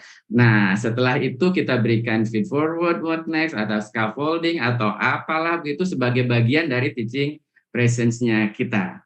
Ya, dan ketika itu dilakukan sesegera mungkin, maka itu berhasil. Apalagi setelah itu mereka dapat nilai. Ya kan? Apalagi setelah itu dapat nilai. Gitu kira-kira seperti itu. Nah, ketika mereka sudah dapat nilai, kita berikan komunikasikan di dalam WhatsApp group atau communication channel yang lain, kan begitu? Nah, kemudian luar biasa Fauzy telah mengirimkan tugas dan lain sebagainya misalnya ya. Ada mahasiswanya ada 10 orang, yang baru ngumpulin cuma 2 orang. Itu baru awal-awal tugas biasanya begitu. Nah, ketika kita sampaikan dalam WhatsApp group, maka 5 menit kemudian, nggak nyampe 5 menit kemudian, 10 detik kemudian, anggota grup yang lain, Bapak boleh di-extend nggak? Itu tugasnya. Nah, itu. Jadi the way we facilitate, the way we design, the way we maintain the social and cognitive presence, it will work well in my own perspective. So I just want to say that the COI framework can be applied for us, for all of us. Thank you very much. Okay, thank you. Maybe thank you for the mantra, Pak Uwes, and Bu Ley Ley, you may add something. Yeah.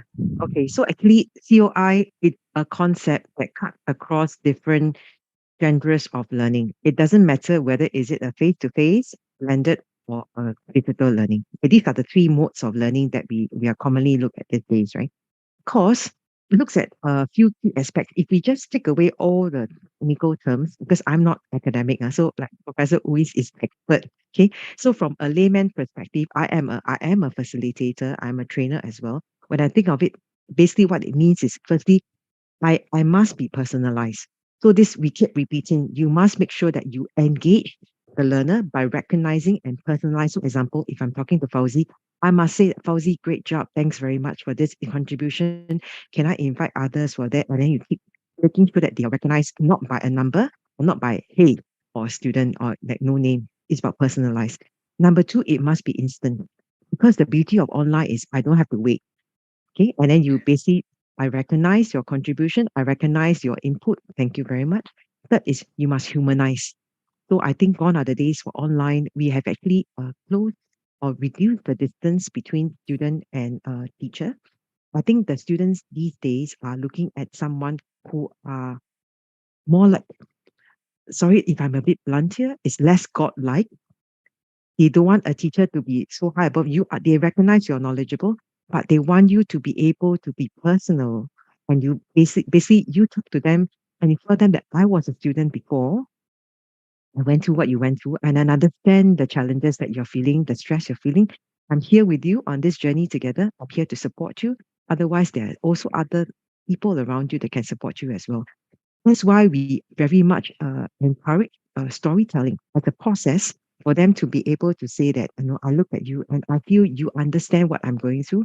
And with that, then that's where you form the cognitive and the social aspect of COI. And of course, you want to encourage them to look at reflections. Cognitive is very much about reflections, sharing your views, sharing your thoughts. And then you infuse it with the teaching, all the tools that you have. Tools are tools, they are dead. It's how you apply the tools and how you infuse the tools into all the other fields that you put in, social, verbal, and non-verbal as well. Okay, I hope that supplements what the professional, which is Uwes, has said. Yeah. Wonderful. Thank you, Bu Ley. And we have two participants here are raising their hand. Okay, the first one, Pak Abdul Wahid Maktub. Please directly get to your question first. And friends, please give access to Pak Abdul Wahid. Because of limited time, Pak Abdul, please go directly to your question, please. Pak Abdul Wahid, give access, please, friend, to unmute the microphone. Abdul Wahid, yeah, now you can unmute your microphone, please. Sorry, you're still muted. Please unmute first the microphone. Okay, now. Okay, thank you very much. All speakers are very inspiring us. I would like to ask about the future of online, because it brings new cultures, but it is caused by the pandemic. And I cannot estimate in the future what about the online in the future after pandemic back to normal, because sometimes not all government officials agree with the online style. Even in the past, it is prohibited and forbidden to conduct online. Now, because it is forced by the nature, no other choice except to run the online. So I'm afraid, I'm pessimistic that in the future we will be entirely to the normal situation as offline. Actually, I agree with the online because, like Mook as explained by all speakers, it is very efficient and very effective. And we can learn anywhere, anytime, and even though we must improve the weakness of the online. What do you think about in the future, especially in the other countries around the world, when the pandemic COVID's already disappeared? Will we be back again to the old style? Because I think in effort to resolve the problem of inequality in the education access, I think a MOOC as a new model is very appropriate and very relevant to be applied. And for example, like as example by Mr. Uwes, I think it's very good. So how we interact with the students, I like it very much. But I'm afraid, after the pandemic already disappeared, the government will adopt a new policy again, which restrict the application of online models. What do you think about that? About the possibility of the government to adopt against a rigid policy, which sometimes discriminates, something like that. So I am most thankful for Lily to convince us that it seems online model is not not so qualified compared to the offline. So I think as far as we make a continuous improvement on the online backwardness or maybe a weakness, I'm sure it is much more accessible by all layers of society. I think that's my question, and to all speakers. Thank you very much. Okay, thank you, Pak Abdul. And now, Pak Uwes and Bu Ley, you may give a response to Pak Abdul Wahid question. Let me first, Bu Loh. Okay. Okay, please. Pak Abdul Wahid, I have been struggling to promote the e-learning since the first time I work as a educational technologist. So let's say it's from 2002 until now. So I am very grateful to the makhluk halus, the small creatures, we call it as COVID-19, because the COVID-19 triggering us that we aware that, wow, yes, this is what we need, for example. But let me say that there are only two kind of the transaction only happen into situations in the perspective of time and space and time. It can be happen in a synchronous condition and or asynchronous condition. That is, there are two kind of interaction. For example, Pak Fauzy, how many times your door knocked by delivery package? Countless, I think. I don't even remember. Yes, ya, itu kan seiring dengan berbanding lurus dengan tagihan kredit card, right? No. Iya kan? So the transfer something like that. Okay.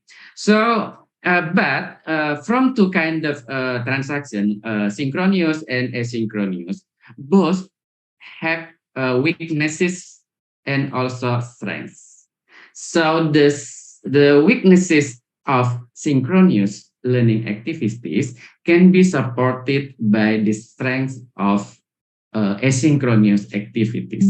So if we want to catch the massive, open, and more flexible interaction, so we can use the strength of the asynchronous learning activities. Okay, but it has weaknesses, of course.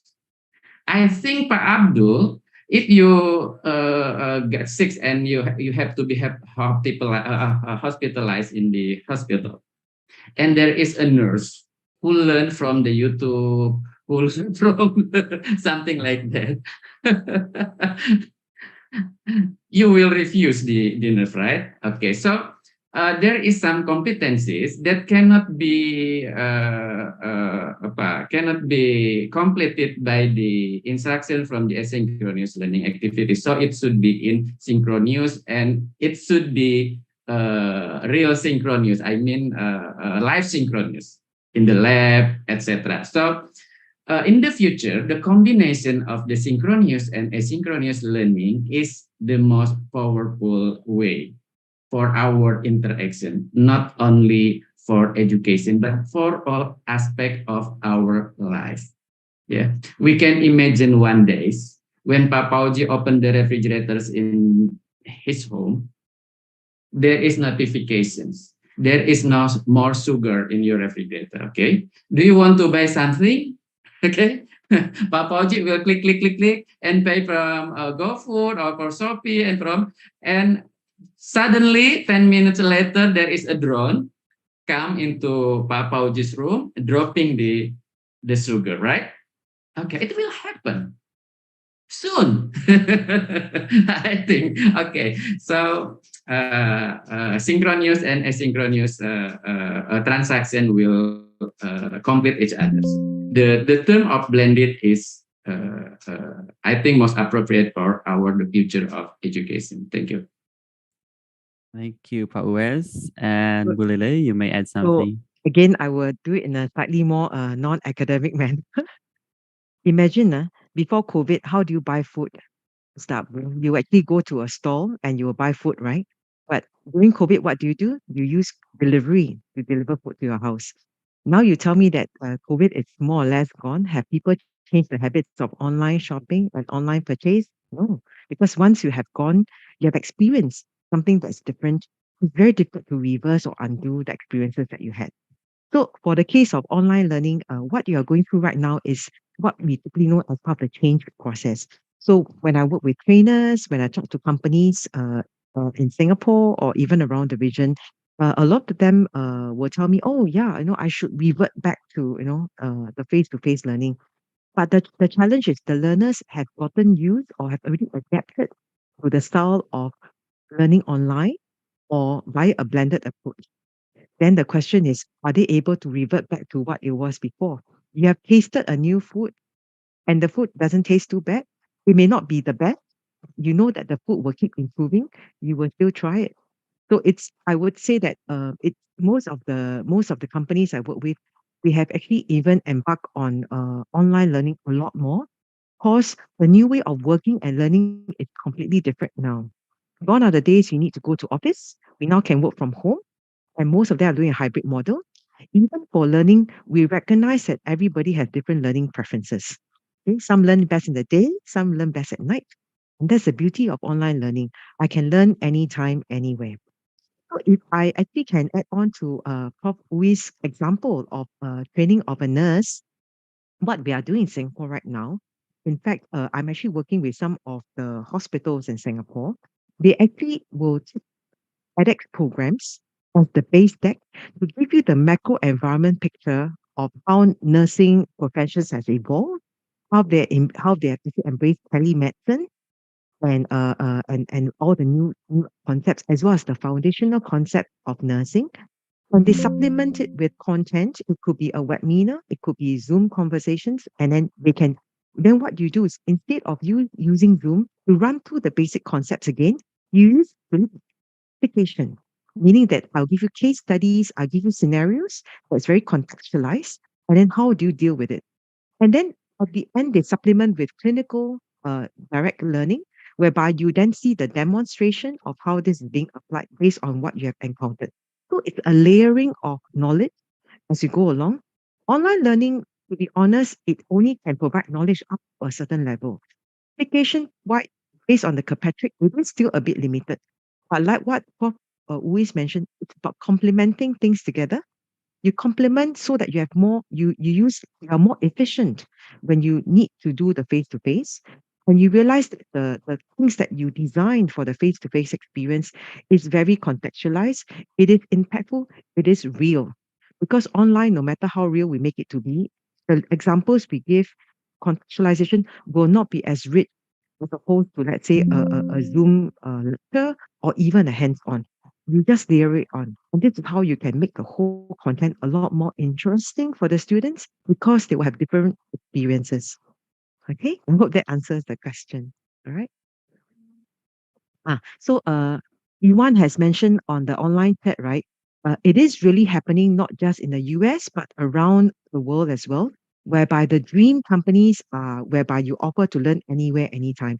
And given that Indonesia, you're pushing towards a lot of development in games development, in all the technological things, the young people of today will not want to be sitting in an office, and they do not want to learn face to face as much as before, because they can find things themselves. You have to give the opportunity as well as the avenue for them to be able to find these things in a prescribed or in a directed manner. Okay? Yeah. Thank you. Yeah, okay. Thank you, Bu Ley Ley, and also thank you, Pak Hemiwan, for additional perspective. And we still have another question. Previously, Bu Afifah. Okay, Bu Afifah. Okay, Bu Afifah first. Okay, Bu Afifah, you want to ask a question? Please turn on your camera and also unmute your microphone. Bu Afifah? Perhaps the host have Bu Afifah to unmute the. Okay, Bu Afifah, please turn on the camera and unmute the microphone. Okay, please, Bu Afifah. All right. Assalamualaikum, Mr. Uwes and Mrs. Ley Ley. Salam. So good morning. I wanted to asking about Mr. Uwes. I'm really thinking about learning online. So in many programs in this online program. So how we can equip with a schedule or anything else to a student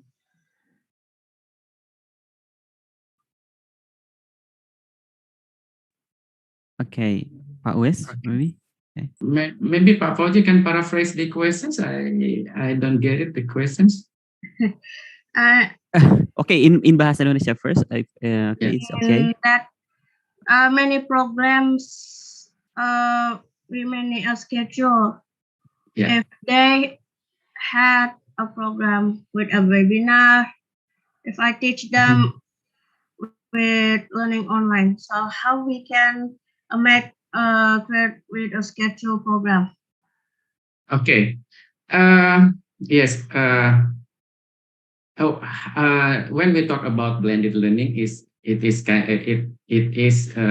talking about how do we determine the right learning setting, whether synchronous or asynchronous, right?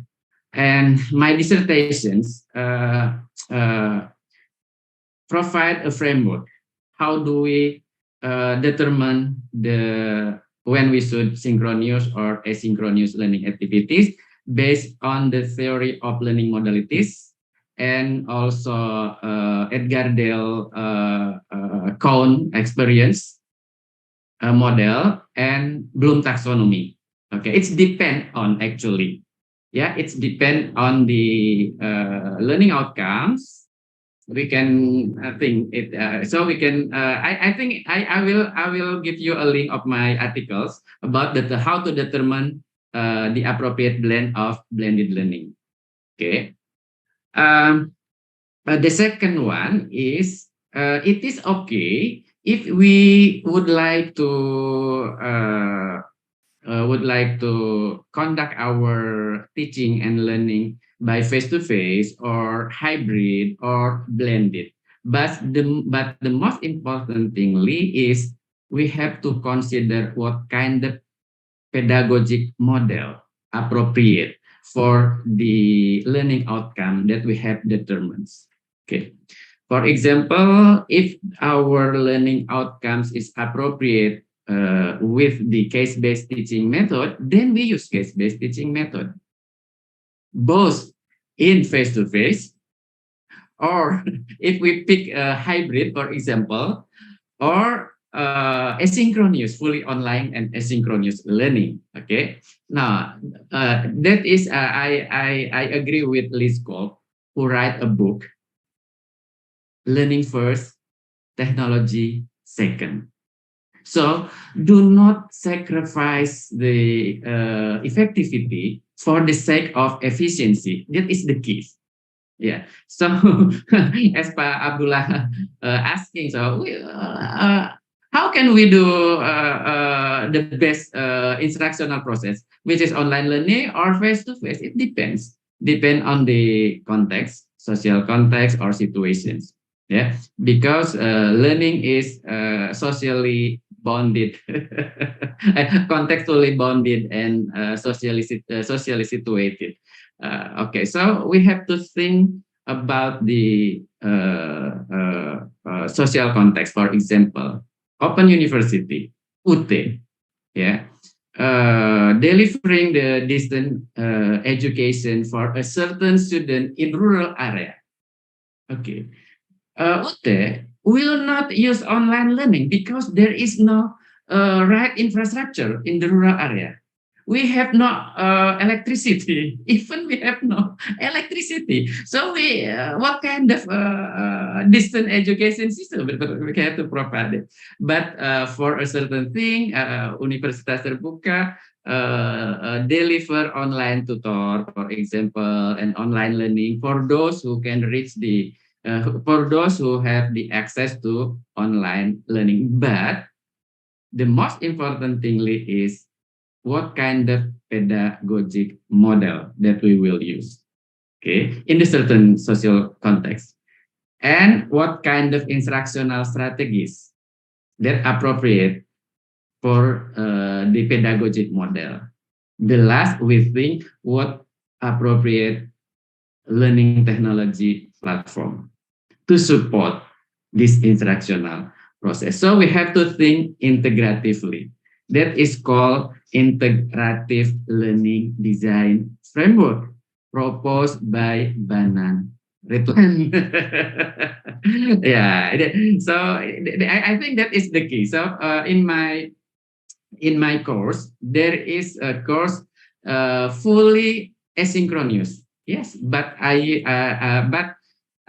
apply case-based teaching method and also project-based learning delivered fully asynchronous and online. But for a certain situation, I will virtual synchronous. I conducted virtual synchronous through web conference, for example, Zoom meeting, etc. And for collaborative communication to assess and monitor the project of the student, I use let's say Trello. I saw you before, yeah, Trello as a tool collaborative communication among a student and me. So the technology is the second one. The first is learning. We have to think what kind of learning that should happen. Okay, thank you.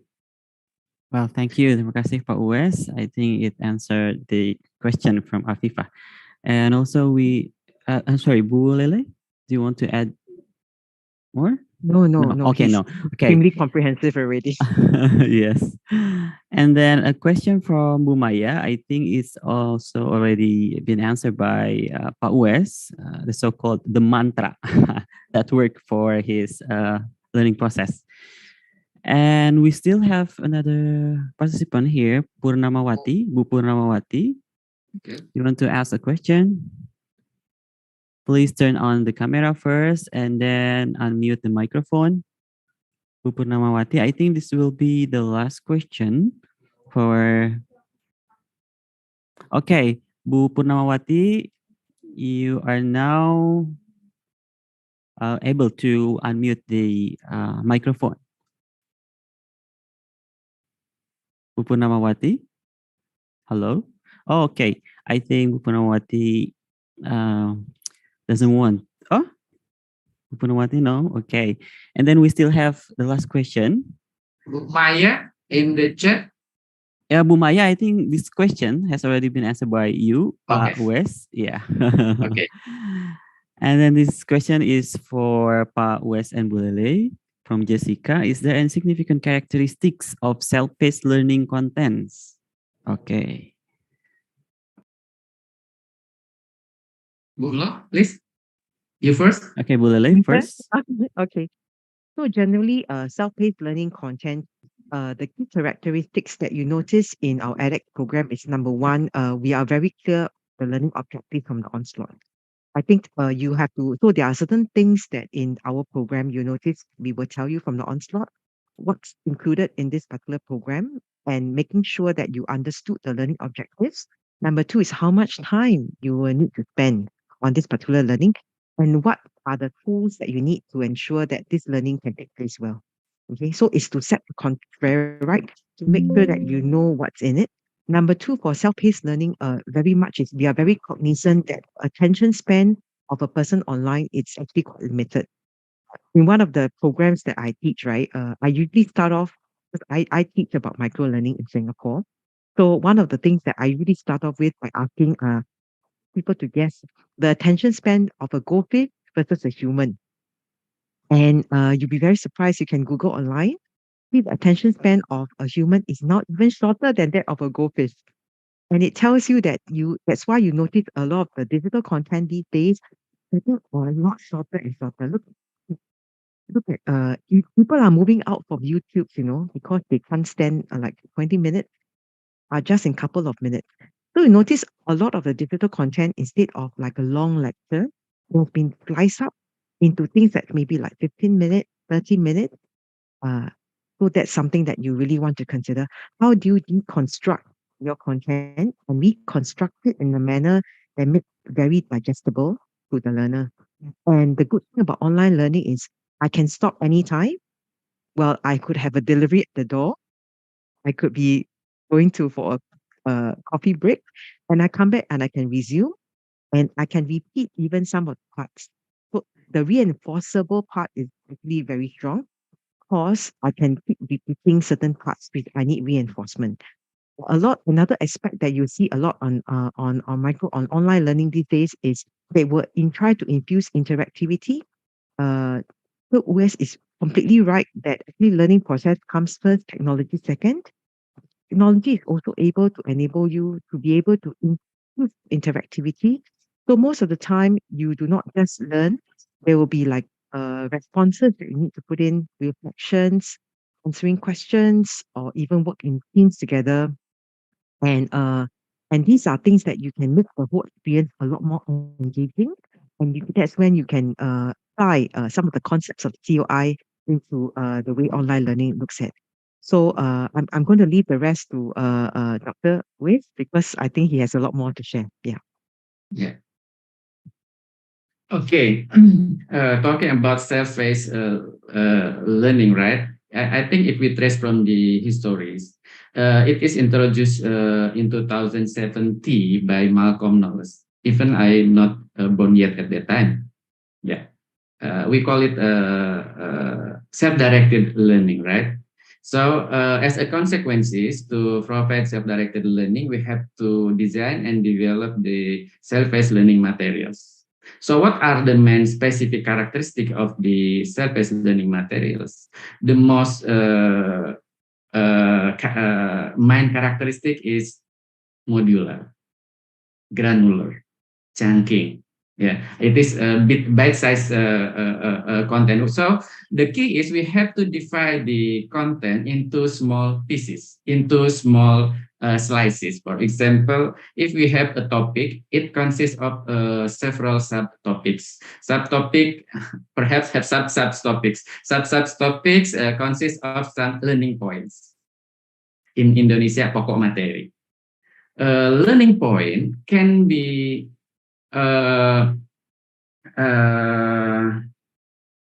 delivered through certain kind of media. It can be text, it can be audio, it can be visual, it can be audiovisual, it can be animation or simulation. That is why we know, for example, augmented reality, virtual reality, mixed reality, extended reality, or metaverse. It is to accommodate the simulation kind of media.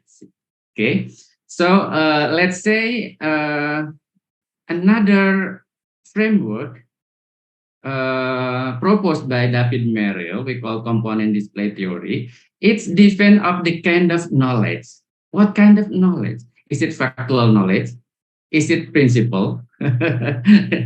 Is it concept? Is it procedure? Is it metacognitive? Okay.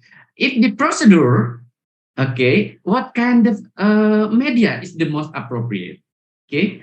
Whether is it audiovisual, animation, or simulation. So if we talk about this, it is we talk much about this. So when we design, for example, for this certain topic, we design it will be delivered through certain media. Let's say video or audiovisual. What kind of audiovisual? The most appropriate. Is it talking head enough? Okay. Is it presentation video, motion to motion picture movie, or animation, or what? Okay. And what kind of delivery? Dialogue, interactive dialogue, drama, storytelling.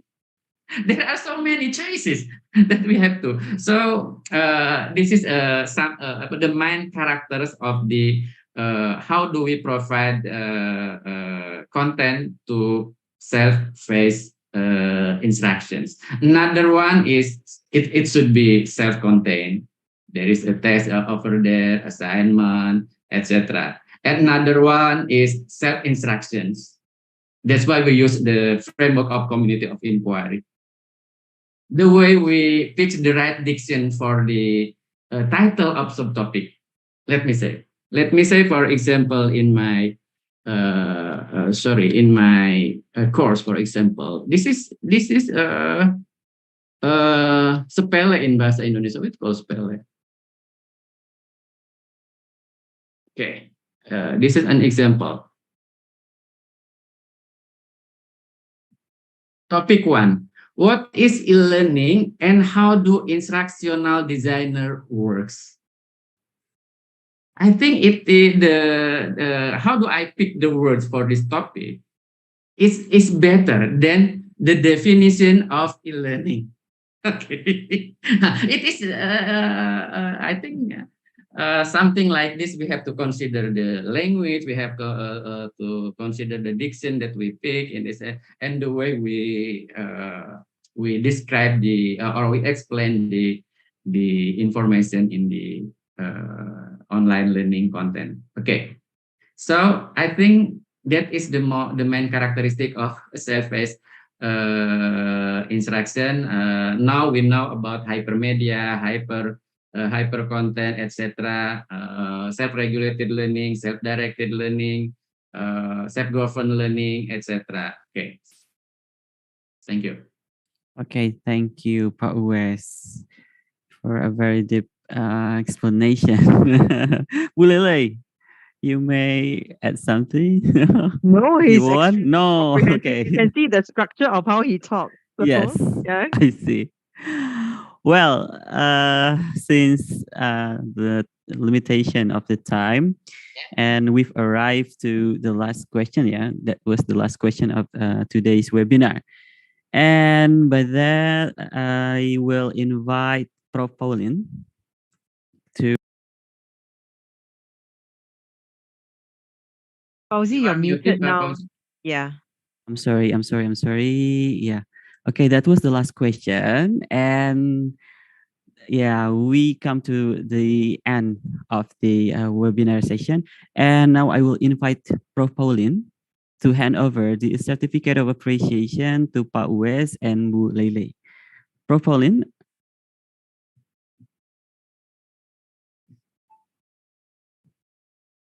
Hello, Prof. Paulina. Yes, I'm here. Thank you, Pak Okay, Fauzy. please. Thank you, Okay. Ley Ley. Thank you, Pak Uwes.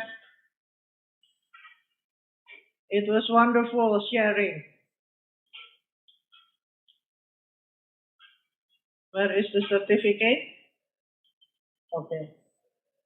Well, Ibu Ley Ley, this is an official certificate from ICE Institute, Cyber Education Forum. Thank you very much for your participation, and hope you can join us in other webinar later. Every month we have the webinar, and also you can network with all of our partners here in Indonesia. Thank you very much.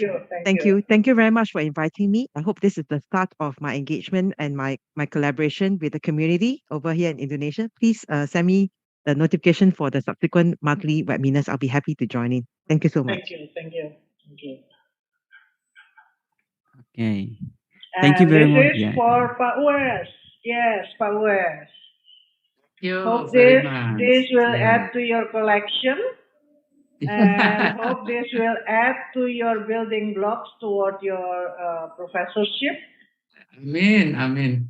And hope that this will also motivate you to continue the research with ICE Institute. Thank you very much, Pak Uwes. You are very welcome. Okay, thank you very much, Pak Uwes, Bu Ley Ley, and Prof. Paulina. Let's give a big applause to our speakers. Well, yeah, see, there is another question actually in the chat section, but unfortunately, since the limitation of time, we are very sorry we cannot accommodate all of the questions. And that's the end of the 15th CEF webinar. On behalf of the ICE Institute, Universitas Terbuka, and the organizing committee, would like to thank our speakers, Mr. Lee Rubenstein, Ms. Robin, and then Ms. Loh Ley Ley, and Dr. Uwes Anis Chaeruman M.Pd for their great contribution to this event, which will be very fruitful for our advancement of teaching learning process. We'd also like to thank all participants from Indonesia and other countries for joining today's webinar. Last but not least, please follow our ICE Institute in a social media account on Instagram, Twitter, Facebook, and YouTube. Thank you all. Have a nice day. Stay safe and healthy. See you next month. Thank you. Bye-bye, everybody. Bye. Thank you. Thank you. The link to the certificate is already Yes. on, please. Mm-hmm. Okay, bye-bye. Thank you, Bu Lele. Thank you. Bye-bye. See you. Uwes. Bye-bye. Bye-bye. Baik Bapak Ibu hadirin, link untuk presensi ya berupa link feedback dan evaluasi. Ya, jadi link presensi berupa link feedback dan evaluasi. Silakan Bapak Ibu untuk mengisi dan nanti sertifikat akan dikirimkan ke alamat email yang sudah diregistrasikan oleh Bapak Ibu. 7 hari maksimal dari setelah webinar ini selesai. Terima kasih. Jika ada kendala dalam mengakses link, mohon untuk memberitahu kami. Terima kasih.